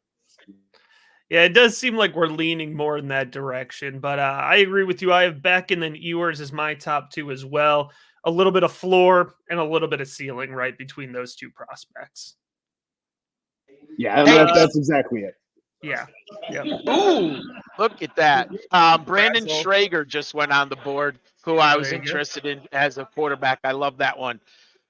All right, so who's next? I guess we finished with Shane. Loved the draft today, and it was great. Shane came out. He was the first one I met this morning. Everyone, Shane and I were teachers. We're a former teacher, I should say, right, Shane? We are used to being up early in the morning as high school teachers. So Shane has been great enough to come visit. I think you've been here for the last 3 years, right? Out in Canton with us. So he's drafted live. So it's great to have you again, Shane. No, thanks for having me, and thanks, guys. Awesome. Thanks, Shane. I appreciate it, man. Always good talking with Shane. We are moving through the draft here. And by the way, the viewer numbers are just going up, man. Like we appreciate the heck out of y'all for hanging in this long. And we're bringing in Jeremy from CFF List now. Jeremy, we appreciate you joining us. I got to find it. We had a specific question for you earlier. Yeah, okay. I just made my pick, too. So we just Jackson. And we just got a live pick here. So why don't you start by telling us about that live pick here, Jackson out of Arkansas, the running back here, who made a couple headlines this week, actually. Sorry, I was distracted by Froton over here. Repeat the question, Matt. I'm sorry. Yeah, talk to us a little bit about that pick you just made, Jackson out of Arkansas. Yeah, we loved what he was doing at Utah, but obviously, Utah for the last few years has been kind of committee hell. So we think it's great. The big dog Raheem Sanders moved out of there. We heard good reports, all through spring and through, so far through fall. So we're excited to have him, especially as I think he's our fourth or fifth running back. So he's running back 4 for us. So we're more than happy to take him in round 12. As a guy we think is going to be a clear running back 1, and that's what we go for. We don't want any committee guys. We're looking for clear running back 1s when we pick. Yeah, prioritizing volume for sure. Jeremy, if you wouldn't mind, if you could slide a little bit closer to the mic, that might be helpful here. Okay. Thank you. And we did have a question earlier here. Let me pull it up here. Gonna take you back to your second round. You went ahead and you took Royals there. Was there consideration? Jay was wondering, is there consideration for stacking Atkins there in round 2 instead? It was a possibility. We literally had them one right after the other. There's just a one. We really, my partner and I, Willie B, we like to stick to the list. It's a cumulative effort. So, we feel like we create a list for a reason. Even though we just had him one slot above, we Royals edged him out. We really weren't thinking about stacking. Sometimes we actually might go the opposite way, where we don't want to put all of our eggs in one basket. We like to spread it out among as many teams as we can. In case they had a down game, you're not getting burned, with 2 guys having a down game. Yeah, that's a real good point. That's a good distinction here. Jeremy is drafting in a partner tandem, so there's kind of a unique strategy that comes into play there too, right? Yeah, but it's pretty cool because as we develop our rankings, from March up until now, everything we do is kind of based on the conversations we have and the collective discussions, and it ends up being kind of an average of our 2 rankings individually. And again, we argue about things and go back and forth, but when it comes to the list that we publish and the rankings we publish and the picks we're going to make today, we're going to use the average of where we think guys fall between the 2 of us. And it helped last year kind of balance us out in another way too, where my partner was a little more aggressive and wanting to always cut and pick up new players, where I've typically held on to guys a little bit too long. So I think that helped us out in our debut season last year, of kind of just having a nice balance of knowing when to hold on to a guy and not give up on him, but also not being afraid to make some moves if we feel like we've gotten everything out of a guy that we could. Fantastic. Now, John, there's another player that I want to ask Jeremy about, but I don't want to hog all the mic here, so I'll give you a chance here if you want to jump in and ask him about any of his picks. Oh, I'm sorry. I just was trying to – something fell, so I was distracted for a second. No, I was actually why don't you go ahead, John? You're on the clock, actually. Oh, I'm on the clock. Okay. And I'll steal the next question. But Jeremy, I'd love to ask you about Preston Stone. I think in a 6-point passing league, that 7th round pick on Preston Stone, I think that could be a real smash home run pick by the end of all this. Yeah, he's a guy we've kind of slept on the last couple of years, but we became a believer after last year. I think that system's really kicked into high gear. They're going to have a little step up in competition, but I think that helps also. They're going to have to be throwing the ball more because they've got ACC competition this year instead of AAC competition. So I think you're going to see them behind a little bit more. Again, just playing tougher games. They've got a much tougher schedule than what they're used to, moving up to the ACC. So I think we're going to see them throwing more than ever. Yeah, you're going to talk about a step up in competition. But like you mentioned, the ACC is known for being quarterback friendly. But at that same time, it's a very good point because they're going to be playing from behind more, right? They should be, yeah. They had a good defense last year, but again, it's they're not in the American anymore. They're going to have week after week of tough games, where you might get a few breaks when you're playing that American schedule. Yeah, exactly. Yeah. But he, by the way, he's our quarterback. He is our second quarterback. I was going to say I thought he was our quarterback 3, but we ended up picking up Finley after that, which we're real happy about. Stone was our QB 10. So the fact that we've got a quarterback from our top 3 with Brown and our 10th ranked quarterback with Stone, we couldn't be happier. And anytime you can get the Western Kentucky quarterback to round that group out, we think we've got the right three right there. Yeah, and Finley was definitely, struggled at NC State, but looks good at the Group of 5 level, right? Like looks that talent level above. So I think at Western Kentucky, he's going to be in a pretty good spot as well.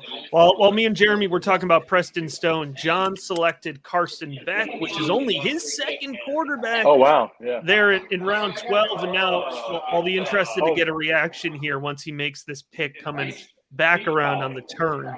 Yeah, I have tough decisions right now, so I'm just looking through the options. It gets hard, man, when we get to this point.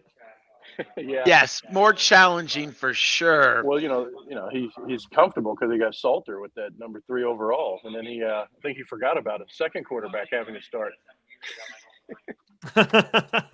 He said, "No, I'm good. Don't worry about it." Okay. Oh, it's not super flex; it's 2 QB. There's a big distinction there between the two, right? Right, but he is the champion, so who am I to doubt any of John's picks? He's a 2-time champion in this league, isn't he? Or is it just 1 or 2, John? 2? One time, unfortunately. Shane got the first 2 years, right? Am I remembering? No, Justin Heisey, who's no longer with us. He won it the first year. Then Shane, then myself won it. But I like Carson Beck. I had mentioned the fragile quarterback theory. I went with Caden Salter, and I knew I wasn't going to take a quarterback until at least round 10. And I was watching the board. And Carson Beck, to me, I know his ceiling isn't high. I get it. But in a 6-point passing touchdown league, there's such a high floor with Carson Beck to match with Caden Salter. So if I have the 35-point game from Caden Salter and I get 25 points from Beck, which is literally just, 2 or 3 touchdowns and 250 yards. I like that. I also have a few sleepers that I'm looking to get later. Then I took Will Shepherd. I'm big into Will Shepherd. He was very good at Vanderbilt, and I know his second half of the season was not very good the last 2 years. But that's his Vanderbilt. That's with Vanderbilt playing in the SEC without a quarterback, essentially. And now you got Shepherd with Shedeur Sanders in Colorado. So I think he's my 5th receiver now. I like that value of Shepherd. Yeah, I think that's where you want the Colorado receivers. Until we see, like, in the first 3 or 4 weeks what the strategy is going to be for them. I don't know if you want to get a Colorado receiver too early, but if you can get them here, you got nothing to lose. Absolutely. Jeremy, not necessarily a selection you've made. I'm just double checking to make sure I'm not wrong on that. But I am curious. We had a question come in about the Clemson offense here. Are you thinking that Garrett Riley offense will take off in year 2? And, we've been waiting so long to get the Clemson offense back on track. Is there somebody that you're identifying at value in that group? I mean, I'm in the Maffa group. I think you still lean heavy on the running backs. I mean, until I see something out of the quarterback to the receivers they've got, clicking. I'm still holding off. I am an admitted kind of Clemson hater too, but but that said, we have Maffa number 4 at running back. I think that's still going to be the strength is what he's going to do out of the backfield. But and then the tight end Brenningstool is a solid, probably second tight end for people to carry. Or if you missed out on one of the elite tight ends, Brenningstool is a good option that's going to get you 9 or 10 points a game probably also. Awesome. So Jeremy's on the clock. Yeah, Jeremy, you're on the clock here if you want to work us through that pick. Yeah, I'm excited about this one. And then I have a great question for Jeremy after he makes his pick. Yeah, we're happy to get this guy. We had him last year when he was playing at San Jose State. And we actually have 2 running backs that we took that followed their coaches to their new school. So we've got Coleman at Washington that we took in the 8th round. He's got his Arizona coaches there. He followed them.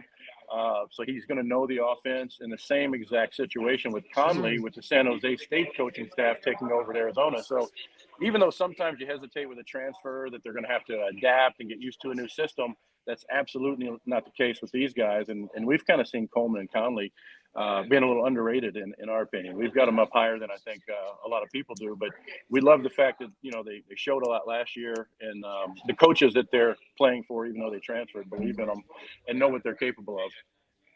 So, Jeremy, my question that I was going to ask you, you're one of the owners who've not drafted a tight end. So, obviously, I now call it you're in the dumpster diver aspect of Is there a tight end that you like, or why have you waited so long to get a tight end? You were fooled by the color. Looking around 10. Oh. Looking around 10. We got Willis. Oh, the dual. Yes, dual eligibility. Yeah. We got. Okay. So you did. Willis is our number 2 tight end for the year. We thought last year he was going to fall out of the top 10 and that he was a fluke. He ended up averaging 13 points a game. He rarely went under double digits. Like Willis was Mr. Consistent at tight end last year. And he's like a 218-pound tight end who clearly, should be playing wide receiver, but, he gets that tight end status. So if you can grab him, he's as athletic of a tight end as you can get, who's almost strictly being used as a wide receiver, in that Middle Tennessee offense. I forgot about that because in my most recent drafts, Willis is only qualified at wide receiver, but in our draft, he qualifies at wide receiver and tight end because I am into Holden Willis. I think that's a great pick, and I didn't see it. I just saw the color. When you're trying to draft live, everyone, I got the big board. You don't notice, but I think that's a great pick. Well, that's good. Now, glad you asked because that was a player that's fun to talk about because I think again he's still getting slept on a little bit, even after he proved himself for an entire year last season and finished at tight end 4. I think with 13 a game, like I said. So, go ahead, Matt.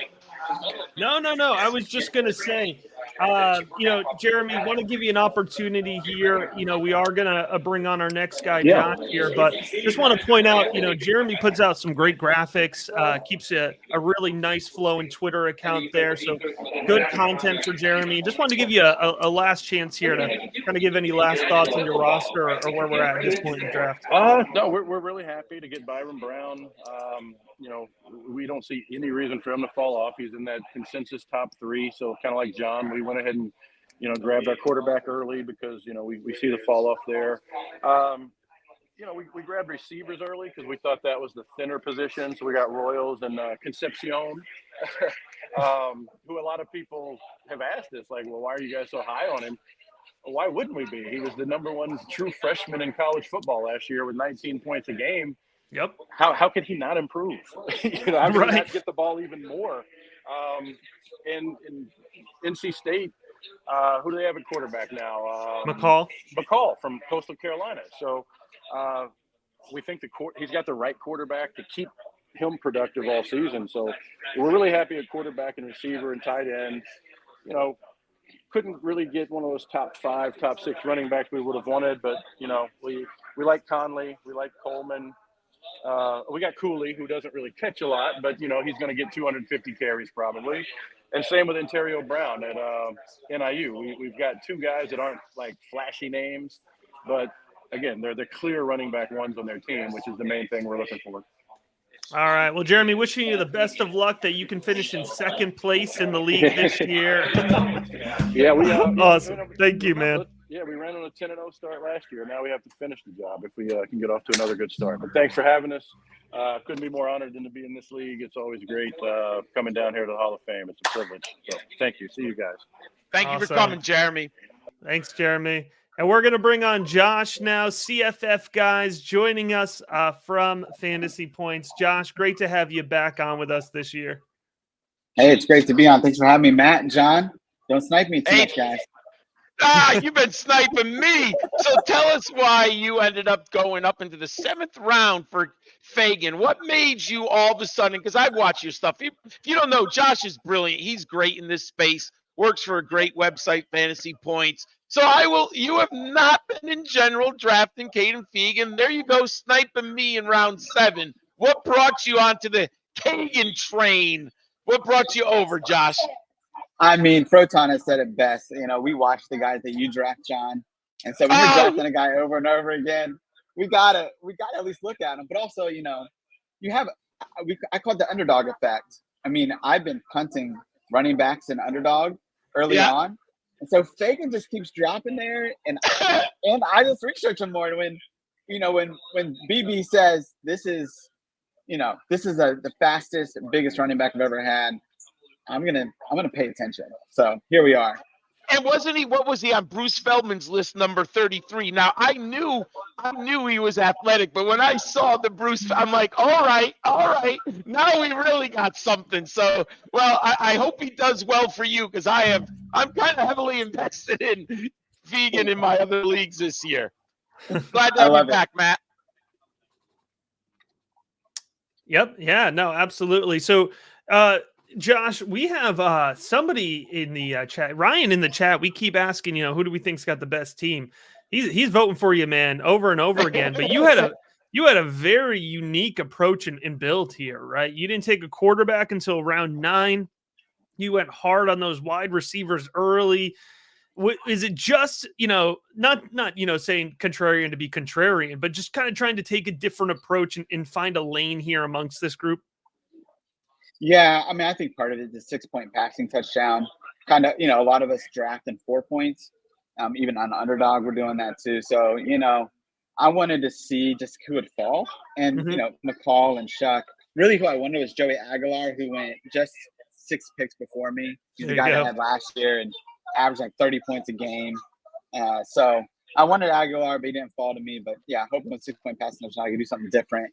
And I just love the wide receivers early on.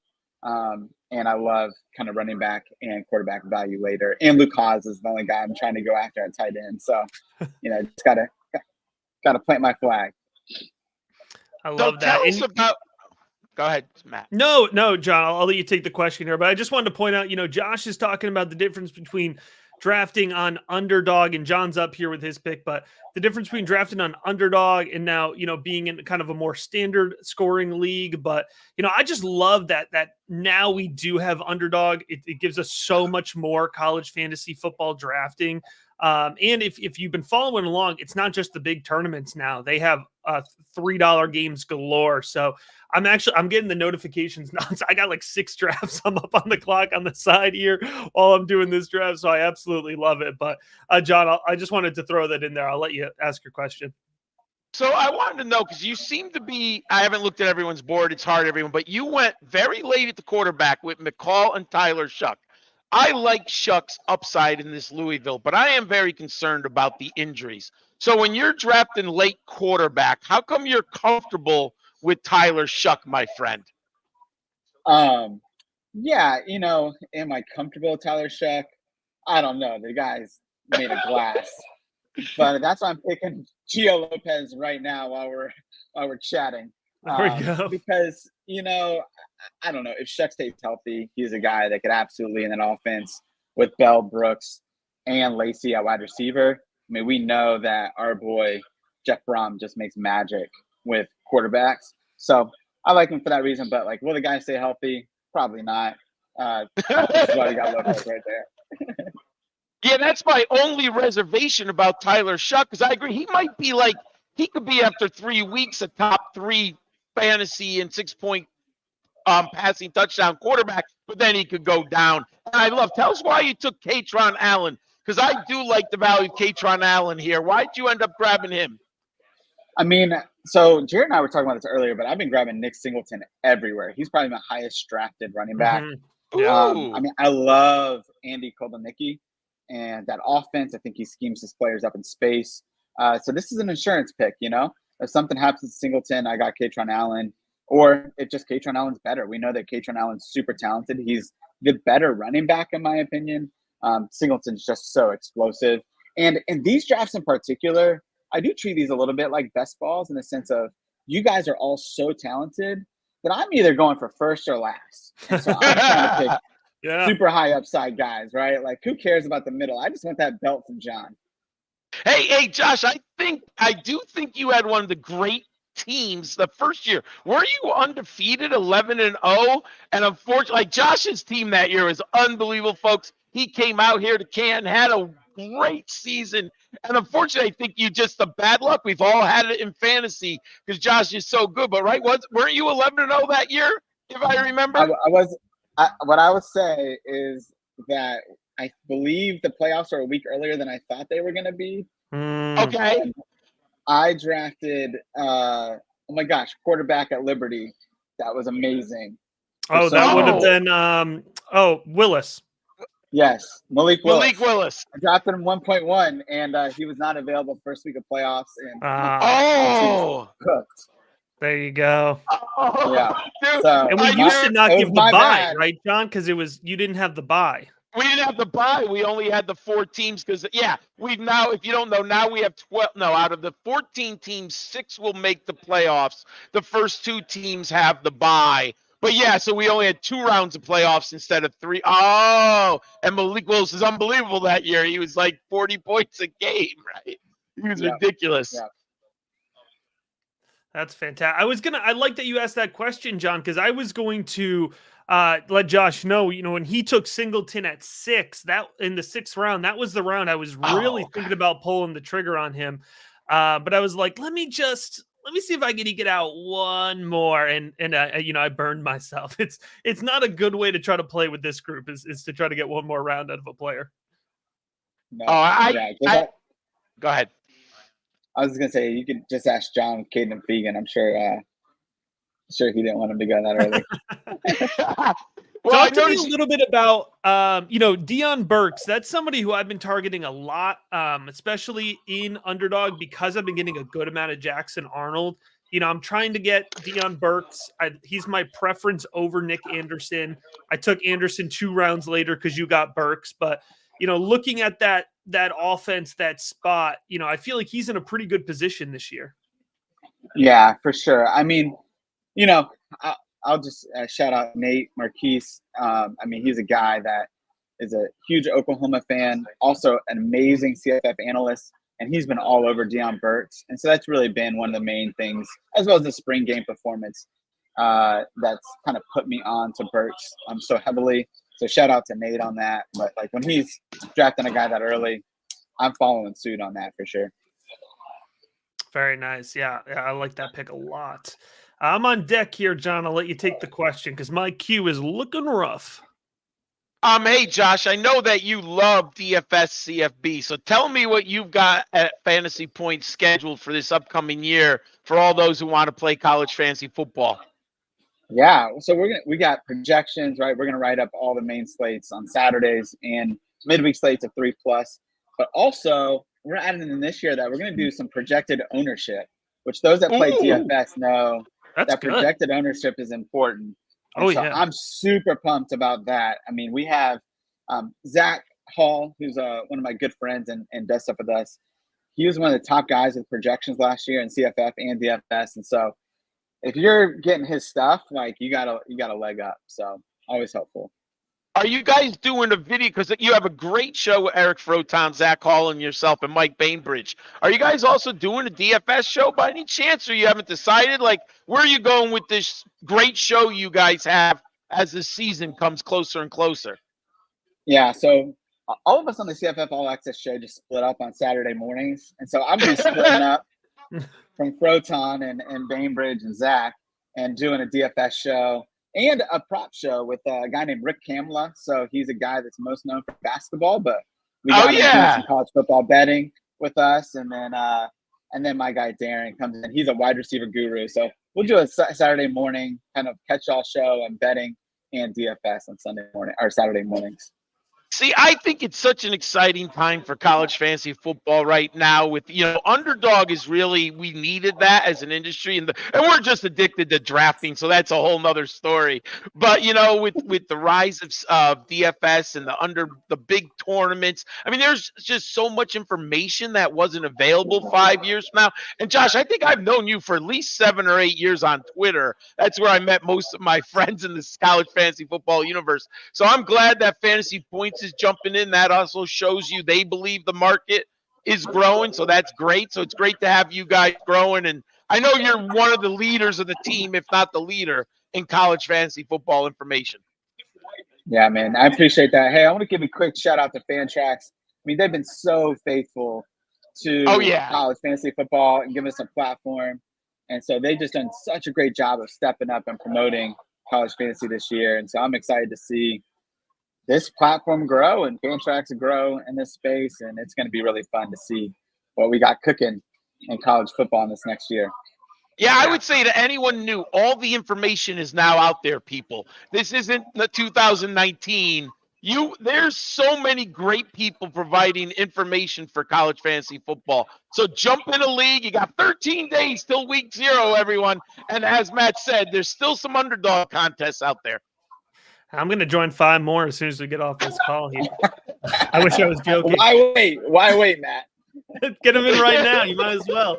I'm glad John brought it up, man, because I got to tell you, Josh, when I saw that the new podcast drop from Fantasy Points covering college fantasy football, and I heard the lineup on there, I was like, my goodness, dude, it's like the Avengers. They formed the dream team here. So if that's not in your rotation, if that's not in your feed, man, you got to get it in there, because it's so cool, not just because you guys all participate in this draft every year, but it really is a coming together of different sites and different approaches right into one space. And I love that, because following just one lane in CFF, it could be a rough approach, right? Because there's so much variability. Yeah. And one thing I'll say about the podcast is that, we all have differing opinions and thoughts, and we all bring that to the table.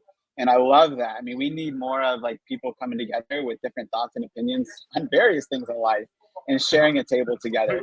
And so I love having Proton and Bainbridge and Zach. And, the best part about it is that we're all really good friends outside of the podcast, and we have been for years. So we're just taking conversations we're having on our text messages and then throw it in on a podcast. So it's really fun. And when Josh says we're best friends, he means it. Mike Bainbridge got married, and Josh was the wonderful pastor who married him. That's incredible. I think that might be one of the best fantasy stories of just people, and how much we love each other in this industry. But Josh doing the ceremonies for Mike Bainbridge and Amy, right? His wife's name is Amy. Yep. Yeah, so they got married. So I love, and Josh did some great photos and stuff on X about that. So Josh, congratulations, and obviously shout out to Mike Bainbridge getting married this year. Yeah, for sure. Oh, Matt's typing away on something over there. So sorry, he's just doing a draft in the background here. Just I'm not entering underdog drafts. That's not what I'm doing. Actually, Josh, is your number over 30 yet for underdog? Have you reached over 30 entrants? I don't think I have, actually. I've done quite a bit. I did quite a bit of live ones where people just sniping me all over the place.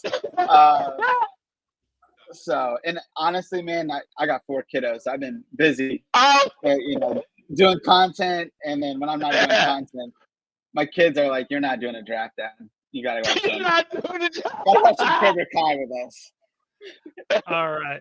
Josh, man, I really appreciate you coming on here, chopping it up. Like I said, Fantasy Points, the written content, but also the audio content this year. You got to get it on both sides, man. I really appreciate it. It's always good chopping it up with you. Yeah. Thanks, Matt. Thanks, John, for having me on. We'll talk soon. Thanks for coming, Josh. All right. So we're going to go ahead and we're going to get Steve on with us now. Steve, new entrant to the league this year. So how are we feeling at this point in the process? Do you regret your decision yet? I'm having fun with it for sure. I regret some of my picks right now, but I'm happy to be in the league. Go ahead, John. No, not uncommon feeling. It's hard when you're with the big boys. I mean, I'll go back to 12 years ago when I started doing expert, and I use that term loosely, but, industry drafts. And I used to feel like I was getting hit in the head with a baseball bat when I first did it. Now I'm used to it, but it is hard getting into these with you. So you're in with the Sharks. Are you swimming well with the Sharks? The first 4 rounds went perfectly, I feel like. And since then it's like, I'm on the turn. So like, I'm really happy. Like each time I've been happy with one of my picks, and then the other pick has been like, oh man, I regret that one. There was another guy that I wish I would have got, but it's okay. I think it'll all work out. The turn is a tough spot to be on. I've been literally on the turn some years. I'm a little bit inside of it this year, a little insulated. I really like that Memphis stack though. Hennigan and Rock Taylor are both guys that me and John previewed over on the YouTube page, and we're excited about both of them. I love a good stack, and I think with those two, you're gonna have a really nice core for week over week scoring. Yeah, I was so excited when they were there. I mean, I figured with ADPs it would work out where they would be there for me. There was some chance that I'd miss out on one or the other, but yeah, I showed up here wearing my Wisconsin Badgers gear, and as soon as I made my picks, I stripped down to my Memphis shirt. Oh, look at that. I love it. Oh, look at that. He came ready. Oh, that's fantastic. Now, are you a big fan of Memphis? Why'd you go there? Tell us what you thought. And I'm on the clock now. Yeah, actually, the funny thing is the reason I even started watching Memphis football was because I'm a Memphis basketball fan. So I'm a big Penny Hardaway guy from back in the day. He was always my favorite basketball player. He's the head coach of the basketball team at Memphis. Ooh. So it's like I bought the Memphis gear because I was cheering for Penny Hardaway and the basketball team. And then I started watching the football team. And it's like, oh man, I love the way this offense plays, like just throwing the ball around. So the past few years, I've been a big fan of the Memphis offense. They're a fun offense to be around. So where were you, Steve? Where were you? You said it was tough. About what round were you someone sniping you, or you thought, wow, where did it start to bother you after round 4? When did you say, wow, the board, my queue is being wiped out? Let's see. I was still feeling good at 5 and 6. And then I was able to grab my Wisconsin running back, Malusi. Nice pick, by the way. I like that pick when you made it. Good volume. And then, I'm not mad with Fafita. There were a few quarterbacks that I liked in that spot. Decided to go with him. So really, I guess it was after that point that it started. Well, even so Kiner, I was happy to get Kiner because I know they're bringing back their whole offensive line. They're one of the very few schools that have that. And he ran for over 1,000 yards last year, so I feel good about him. But then it was. And didn't Kiner, he only had touchdowns, right? So he should be in line for touchdown, upward So I do like that pick, and you're right. Cincinnati's offensive line is very strong coming back, and they should hide the quarterback a little bit. So I do like Kiner. I think that Malusi and him are nice values later on. I got to pick. I'm up on the clock again. Sorry. Let me see. Now, Steve, talk to us a little bit. Doing work over at RotoWire. What type of CFF content do we have for folks there this season? Well, of course, at RotoWire, we always have projections that are. They're the projections that power a lot of the different websites. Including, I'm pretty sure that Fantrax uses our projections. So for every sport, we've got the projections that most websites use. On the college football side, we've got new content going up pretty much every day. Just lots of good stuff as far as, picking out sleepers and busts and that type of thing. That's a lot of what I used for my research, along with a lot of your guys' content as well. So, yeah. Hey, if someone doesn't know, Steve wrote a great preview article that's up on RotoWire now. Obviously, you've been watching the draft, but man, thanks, Steve, for writing that, uploading it into the RotoWire website. We had John McKechnie here the first year, but we haven't had a RotoWire analyst expert on since then, so it's great for us that join us. And I think you reached out to me, right, long time ago, somewhere in April or maybe March, and Steve wanted to join, and he's out here now. So, I've known Steve for a while. So thank you for that article up there, my friend. Absolutely. I'm going to be posting a recap article as well, when I get back home. So, you can look forward to that too. All right. I look forward to seeing my team being identified as the early front runner.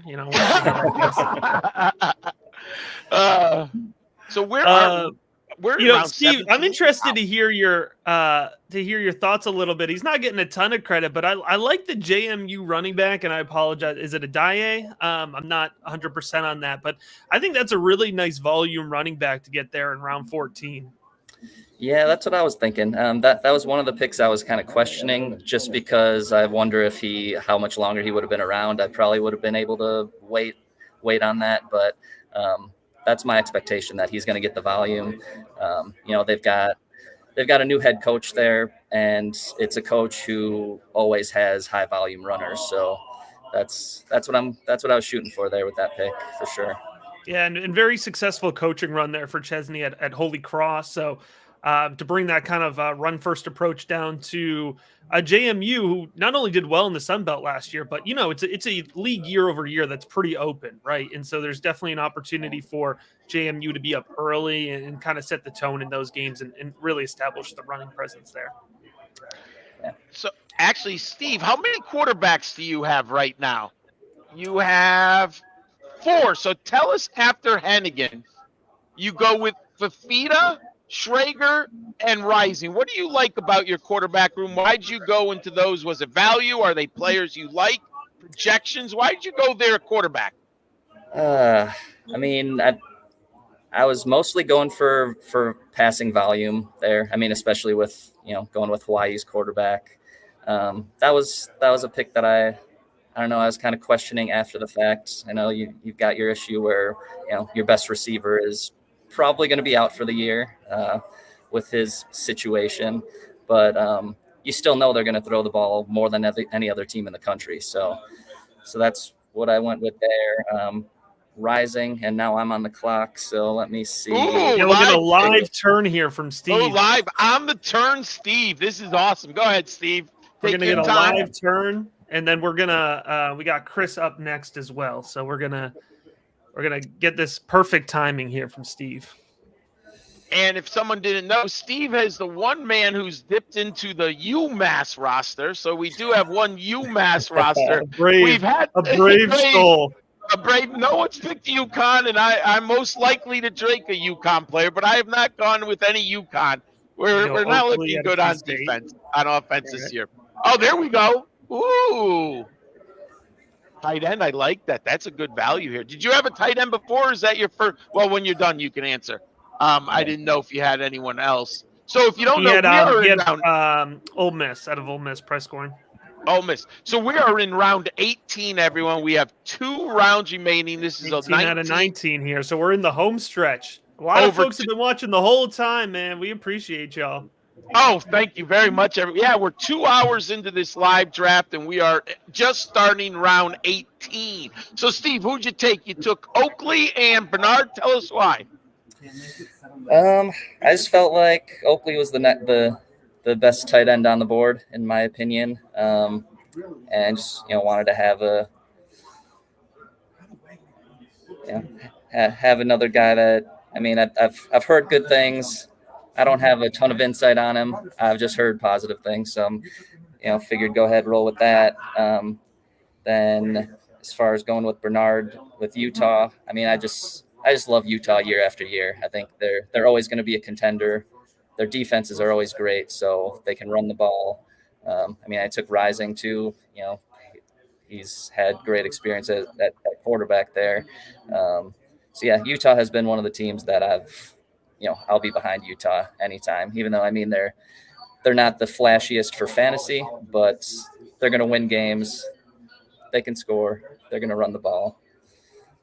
Awesome. All right, Steve, man, we really appreciate having you on here. We have Chris on deck, so we're going to go ahead and swap out. But best of luck in the rest of the draft and the rest of your first season here with us. Sounds good. Thank you. Thanks, Steve. Thanks, Steve. All right, Chris, welcome in, my man. Thank you for joining us here. You're on. I got you on mute, Chris. Mute. Got you on mute. Rookie mistake, of course. $5. There you go. For me. Comes with the territory. Yeah. Thanks for having me. Excited to be here. It's been a fun draft so far. A lot of interesting picks and some stout competition. It's a tough one to navigate so far, but I do like what you've kind of built here. You went, pretty running back heavy early. Was that an anticipation? Is that something you're doing this offseason, or just kind of pivoting to what you're seeing on the board? Yeah, I'm a big subscriber to the Volume Pigs, Justin Leo, and his content and what he provides with targeting early running backs. I kind of didn't want to take Donovan Edwards there as my 4th running back, but I felt it was pretty good value to snag him there in the 5th round with the running backs that were going after him. What we've seen Michigan do with the position, there's been some rumblings that the guys behind him have also been performing well, so it might be more of a committee than we like. But in the 5th round, I wasn't going to pass up the value on a Michigan running back. Yeah, you got to lean into the upside there. And in the 4th round, man, I like Abu Sama in the 4th round. That's really solid volume. Yeah. I kind of like the first 4 running backs I got. And I knew John was a big Jordan James guy. I didn't want to get Jordan James there in this second, but I seen he was after me. So I was like, I got to jump up here in front of John and get Jordan James. He wasn't going to make it back to you, man. No shot. Dude, I was so mad when you took him, but you didn't come on. I was like screaming in my head because he was the guy I was targeting. And I'm like, oh my God. He took Jordan James on me, but I love that pick. I mean, come on. He's with Oregon. Oh, so I'm on the clock. Tell me about your wide receivers, because you definitely went fragile wide receiver. So tell me how you put together this wide receiver room when I draft here. Yeah, I kind of wanted to lean heavy into the running back at the beginning. Picking 5th, I had the opportunity to either go with one of the top end quarterbacks or pick one of the top end wide receivers. I personally have Torrey Horton as my wide receiver 1 entering the college fantasy season. It's my first full season constructing ranking. So being able to do that more recently than maybe some of these other guys, I've been able to find some value at the wide receiver. So I wanted to get Isaiah Bond, try to target guys that were the wide receiver 1s in their respective systems that come from systems that we know are going to toss the ball. Amari Thomas is expected to see a ton of volume at UAB. Devin McEwen is expected to step up at UTSA. And we know what Torrey Horton is going to give us at Colorado State. So I kind of like what I walked away with when I knew I was going to go running back early at the top. So I wanted to say, too, Chris reached out to me way back also in like March or something, or Fantasy and Frames. And I see that you've been putting out some videos on Fantasy in Frames. So tell us about what you're doing over at Fantasy and Frames, expanding into the college fantasy football hobby interest. Tell us about that. Yeah, well, we run the 1 Foot Down podcast, which is strictly a college fantasy football podcast. I've kind of stepped away from making NFL fantasy content. This season is my first full season going full into the college fantasy football content creation space. So I'm excited for that. I appreciate the invite to this draft and getting me in here. It's huge for me, and it's huge for the smaller content creators being able to play against some of you big boys. Well, it's great to have you, and I'm on the clock. So Matt, go ahead. What you put Chris on the hot seat now? Yeah, no, I was just gonna say, man, I love to see this. This focus on CFF expanding. Rookie big board still, I think, for many would be considered a smaller content creator. So we love having you in here and chopping it up, and I'm sure you're going to give us a good run for our money here as well. Absolutely. Looking at the roster here for you, you waited on tight end. I'm just curious here on your approach there. Was it just that it got taken away early? 15th round Mason Taylor, not a bad place to end up by any means, but certainly that was kind of a later approach to the tight end position for you. Yeah, I kind of missed out on the top end guys. And then I felt like the guys that were left in the group were all kind of the same. So I didn't feel like I had to reach up and go grab one. I knew I might get a guy like a Mason Taylor or a Groen. I wanted Oakley on the way back. That was a great pick there. So I knew I was going to be able to get some of these guys a little bit later that kind of fit into the mold of the guys that maybe went 2, 3, 4 rounds above them. So once I missed out on those top end tight ends, I was hoping Fannin would make his way back, but there was no shot with Jared drafting. It's hard, man. We've been saying the whole time, like, don't wait around, because it's the Womack pick back to you. Killed me. The Kenny Womack pick absolutely killed me. Right before my pick, I had him lined up. I pushed him down one round. I'm like, he's going to make it back. He's buried in the ADP for Fantrax. He's one of the last receivers that could possibly see 100 targets. It's going to be a great value here. And Yonke just broke my heart, man. Now we're coming up here, and you've just made your final pick here. We are in the 19th and final round, so I'll give you a chance to talk about your final selection here before we bring in Dwight and pivot to our recap portion of the show. Yeah, Floyd Chalk, guy who could possibly be thrust into opportunity at San Jose State. Robinson's gone. As a late round pick, a guy that I could possibly drop. I don't hate taking the potential upside there with the volume that he could have in that offense. So late round guy, late round running back. Even the last two picks, Malik Benson out of Florida State could be the guy for DJU there. So the last two picks, man, I don't hate him at all. I like that Malik Benson pick especially. You know, I like that upside. I think that's the right mentality to take in round 18, round 19 of a draft like this, a 14-teamer like Big this. one. So it's really like we're in round 21, 22, right? Yeah, absolutely, man. It's been a fun draft. The competition throughout the year is going to keep me on my toes. That's for sure. Awesome. Well, Thanks for having. One last time, man. Circle back. Let us give us that podcast name again, and just let us know where we can catch your work as we round out the last few picks of the draft here. Yeah, at FF Crispy on X, and you can find all our college fantasy football stuff with Fantasy and Frames. The 1 Foot Down podcast. We just dropped our quarterback, running back, and wide receiver rankings episodes this week. Coming up, we're dropping our top 30 tight ends as we head into the college fantasy football season, man. So it's right around the corner. It's coming, man. It's here, man. It's here. Can't wait. All right. Thanks, Chris, man. We appreciate it. Welcome to the league. Best of luck. Thank you. This your first season here. Appreciate you guys. Thanks for having me. Thank you. Thanks for coming on, Chris. All right. And believe it or not, as we welcome in Dwight, I need to announce that I just got sniped in the 19th round of this draft because I thought I could sit and get Nesbitt one round later. So I don't know. I hope I sniped Dwight here too. No. I'll get my backup tight end option here in Roach. All right, so Matt, while you're talking, I'll talk to Dwight. So everyone, I just found out I might have low battery. So I do have a low battery. So hopefully we'll make it to the end. We'll be kicking it here, everyone. But Dwight, tell us about your strategy, your first 4 picks in the draft. What were you thinking? Let's clue everyone in on what the Dwight process is as he's drafting a CFF team. There is no process. I don't think what I'm doing. Anyways, I always thought it was fun to draft with one irrational Tennessee fan. Having 2 in here has been amazing. It's really screwed up ADP because they just draft like all, Nico in the second. And then they think that Travis Hunter is on Tennessee. So then they draft Travis Hunter because they must have thought he was a Tennessee guy. So these Tennessee guys have no freaking idea what they're doing. So it's been kind of fun. It's so true. Love you, Matt. No, I got actually 2 of the guys that I really wanted in the first. I really wanted Neil to fall to me at 12. That's who I've been kind of targeting into the tail end of the second or the first round. Kind of hoping Moff would make it back, but I knew he probably wouldn't. So I'm happy with Brooks there. Bye weeks be damned. I'm just going to lose week 7. I'm kind of already just concluding that. So whoever gets me in week 7, have fun because I'm be lucky to score 105 points.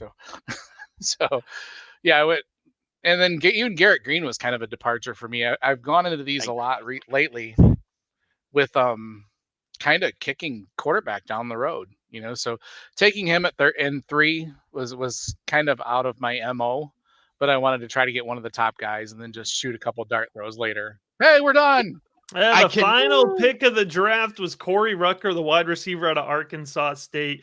Nice. It's 19 rounds. We will be talking through this a little bit. We're going to do a little bit of recap here as we kind of talk through the different rosters here with Dwight and then kind of get final takes from John and myself on the whole thing. But we are technically completed with the Kings Classic draft here. And Dwight, overall, You're walking away. You're looking at the guys you've drafted. You're feeling what?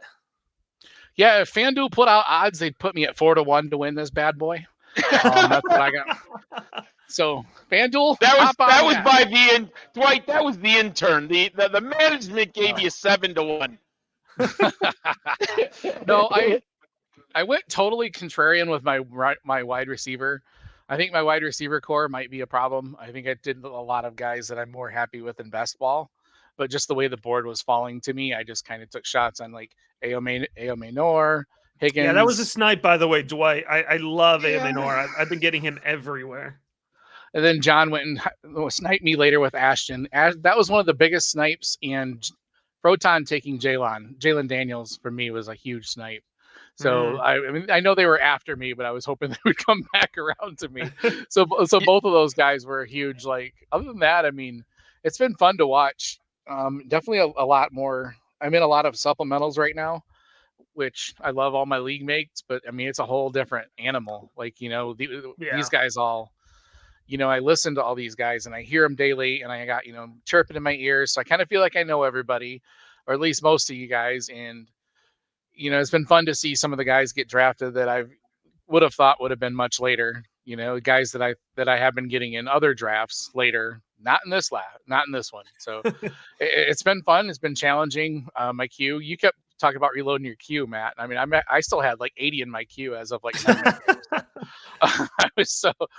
I was it was fun to see, but then there were some guys that went totally off rogue, and it was fun. So I got a couple guys I really like. I like Rayner, and I don't know how I say Vadiato, but I've heard it pronounced other ways.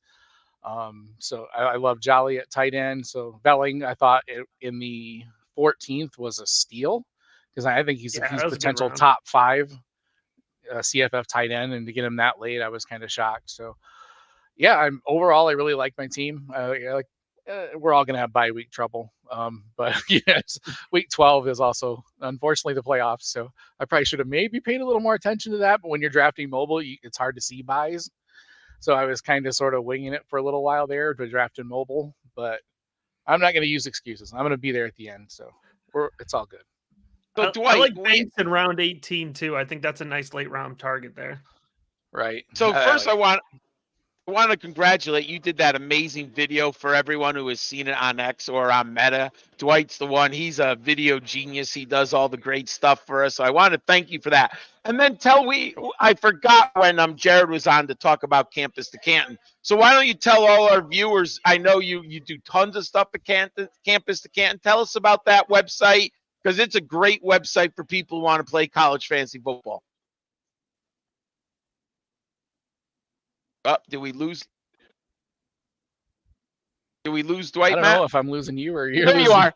I thought I was losing you. I'll just spell CTC, Campus to Canton, Dwight. The Campus website, to Canton, not the format.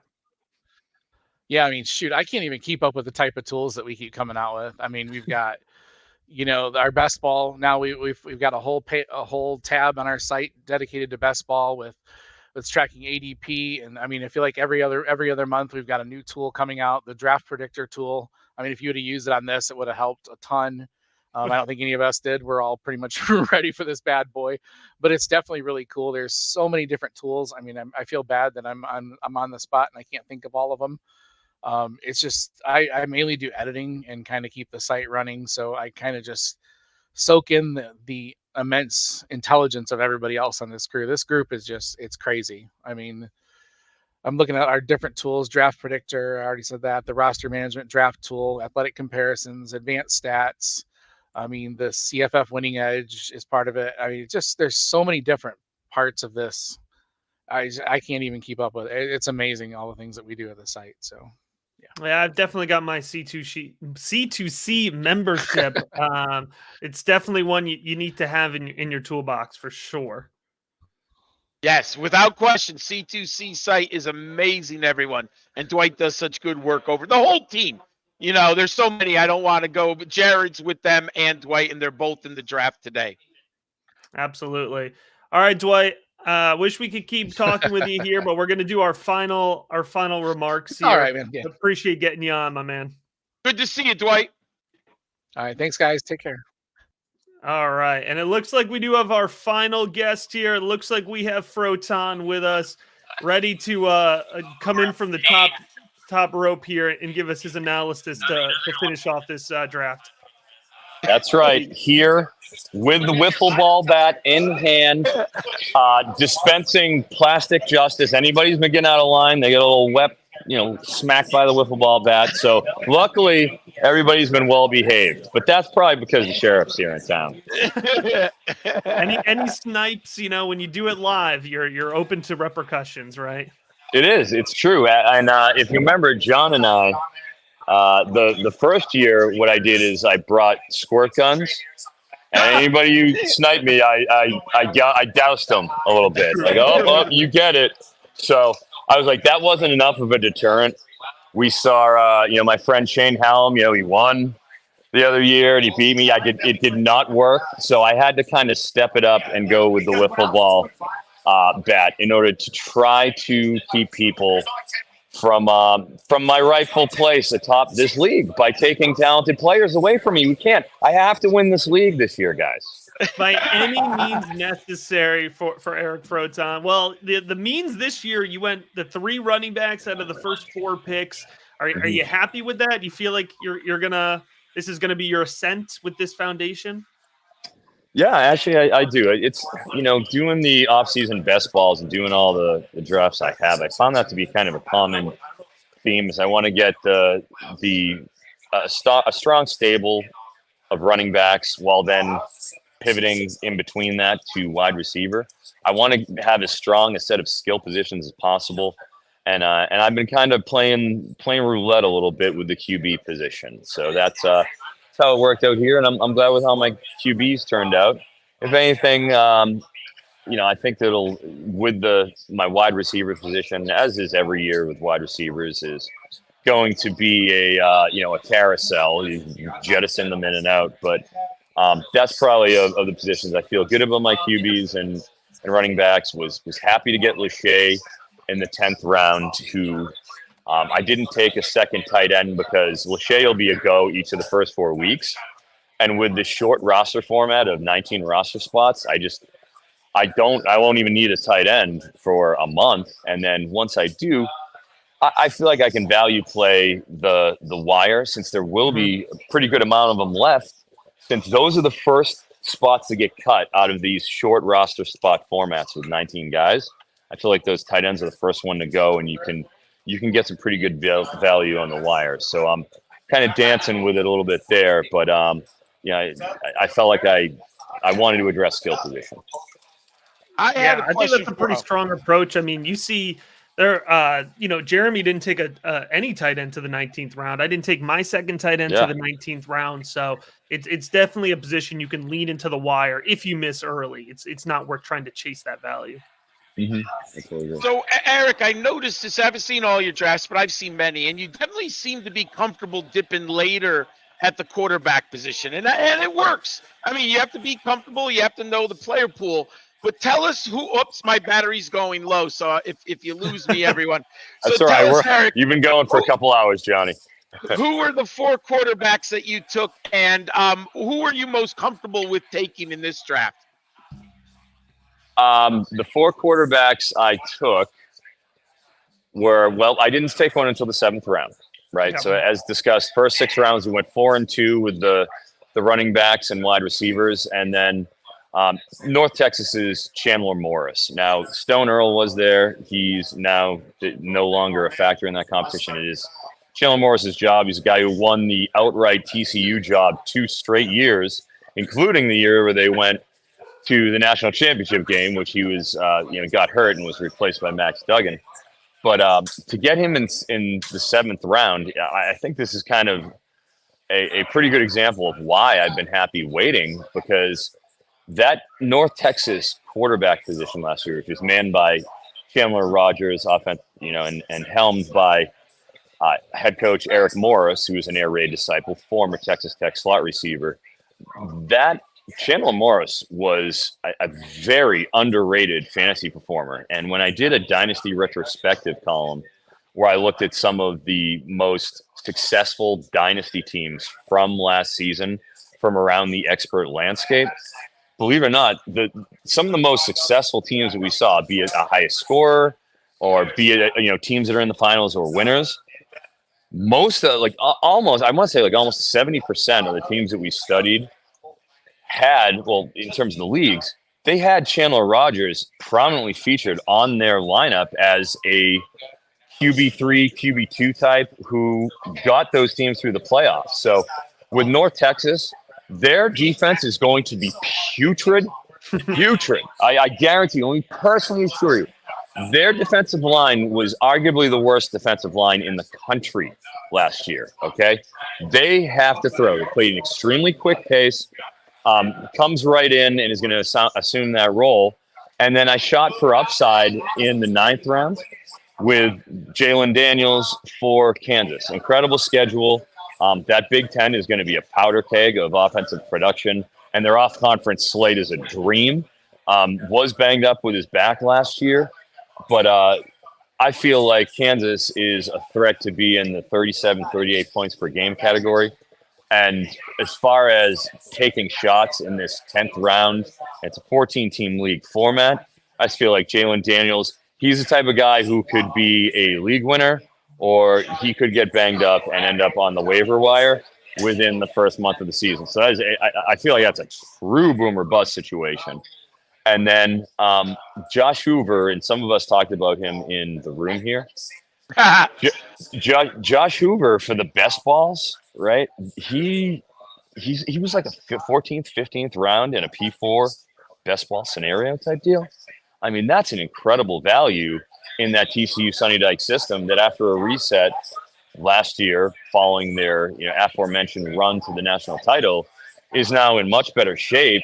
Has Savion Williams, has Eric McAllister coming in, and Hoover has a full offseason of work as the starter. It was a competition, but he's taken that. So I feel like in the 14th round, another reason why I was happy to wait on QBs. And then, lastly, in the 18th round, took Braden Fowler-Nicolosi from Colorado State, where Jay Norvell, head coach there, we saw what he did at Nevada, had some absolutely ridiculous offenses. Carson Strong leading the way. Carson Strong's top 10 QB performance. I feel like Fowler-Nicolosi is first off, he's the unquestioned starter in an air raid system that is going to be throwing the ball as much, if not more, than anybody in the country, with Matt Mumme, who is the son of Hal Mumme, who is the founder of the air raid system. People think it's Mike Leach. It wasn't. It was Hal Mumme. Matt Mumme is the offensive coordinator for Norvell. They're going to be probably the most prolific passing team in the nation, Torrey Horton. I think in a 6-point passing touchdown format like we have here, John, he is extremely underrated. And the fact he went in the 18th round, frankly, I think is a market inefficiency. I'm thrilled about. I'm thrilled. I think he ends up starting quite a few games for me at the 18th round. That's I fantastic. like him too. He was in my queue, dude. So that's a good pick. Yeah. I know John's computer after 2.5 hours is probably going to die on us. So I don't want to cut you off, Froton, absolute staple of the industry with NBC Sports. But I do want to make sure John gets a chance to give the last word here on the whole draft. So I appreciate you joining us. Take it, my friend. Love you, Johnny. Thank you, Eric. I'll talk to you later. All right, John. That's it, man. 2.5 hours, 4th annual college fantasy football Kings Classic live draft. I wanted to give you a chance to give the final word here. Well, first, thank you, Matt, for holding down the fort. I'm live at the draft. Matt's doing all the heavy work as far as the production end, so I appreciate that very much. I appreciate all the gentlemen who showed up here, all the people drafting. We couldn't do this draft without the participants. To all the viewers, man, you make Matt and I, you make us feel good. You make us want to do more content. We wouldn't do this without all of the viewers, so appreciate that. And if you have a chance, everyone, it's a broken record, but donate to St. Jude. If you like this show for 2.5 hours, it is to help children and families who are unfortunately battling cancer. The link is up until tonight about midnight. So if you haven't, please go and do that. Every $5 to $15 matters. We would appreciate it. But thank you, everyone, for turning in to the 4th annual CFF Kings Classic Draft. Fantastic. Thank you again, everybody. We appreciate you checking out this live draft.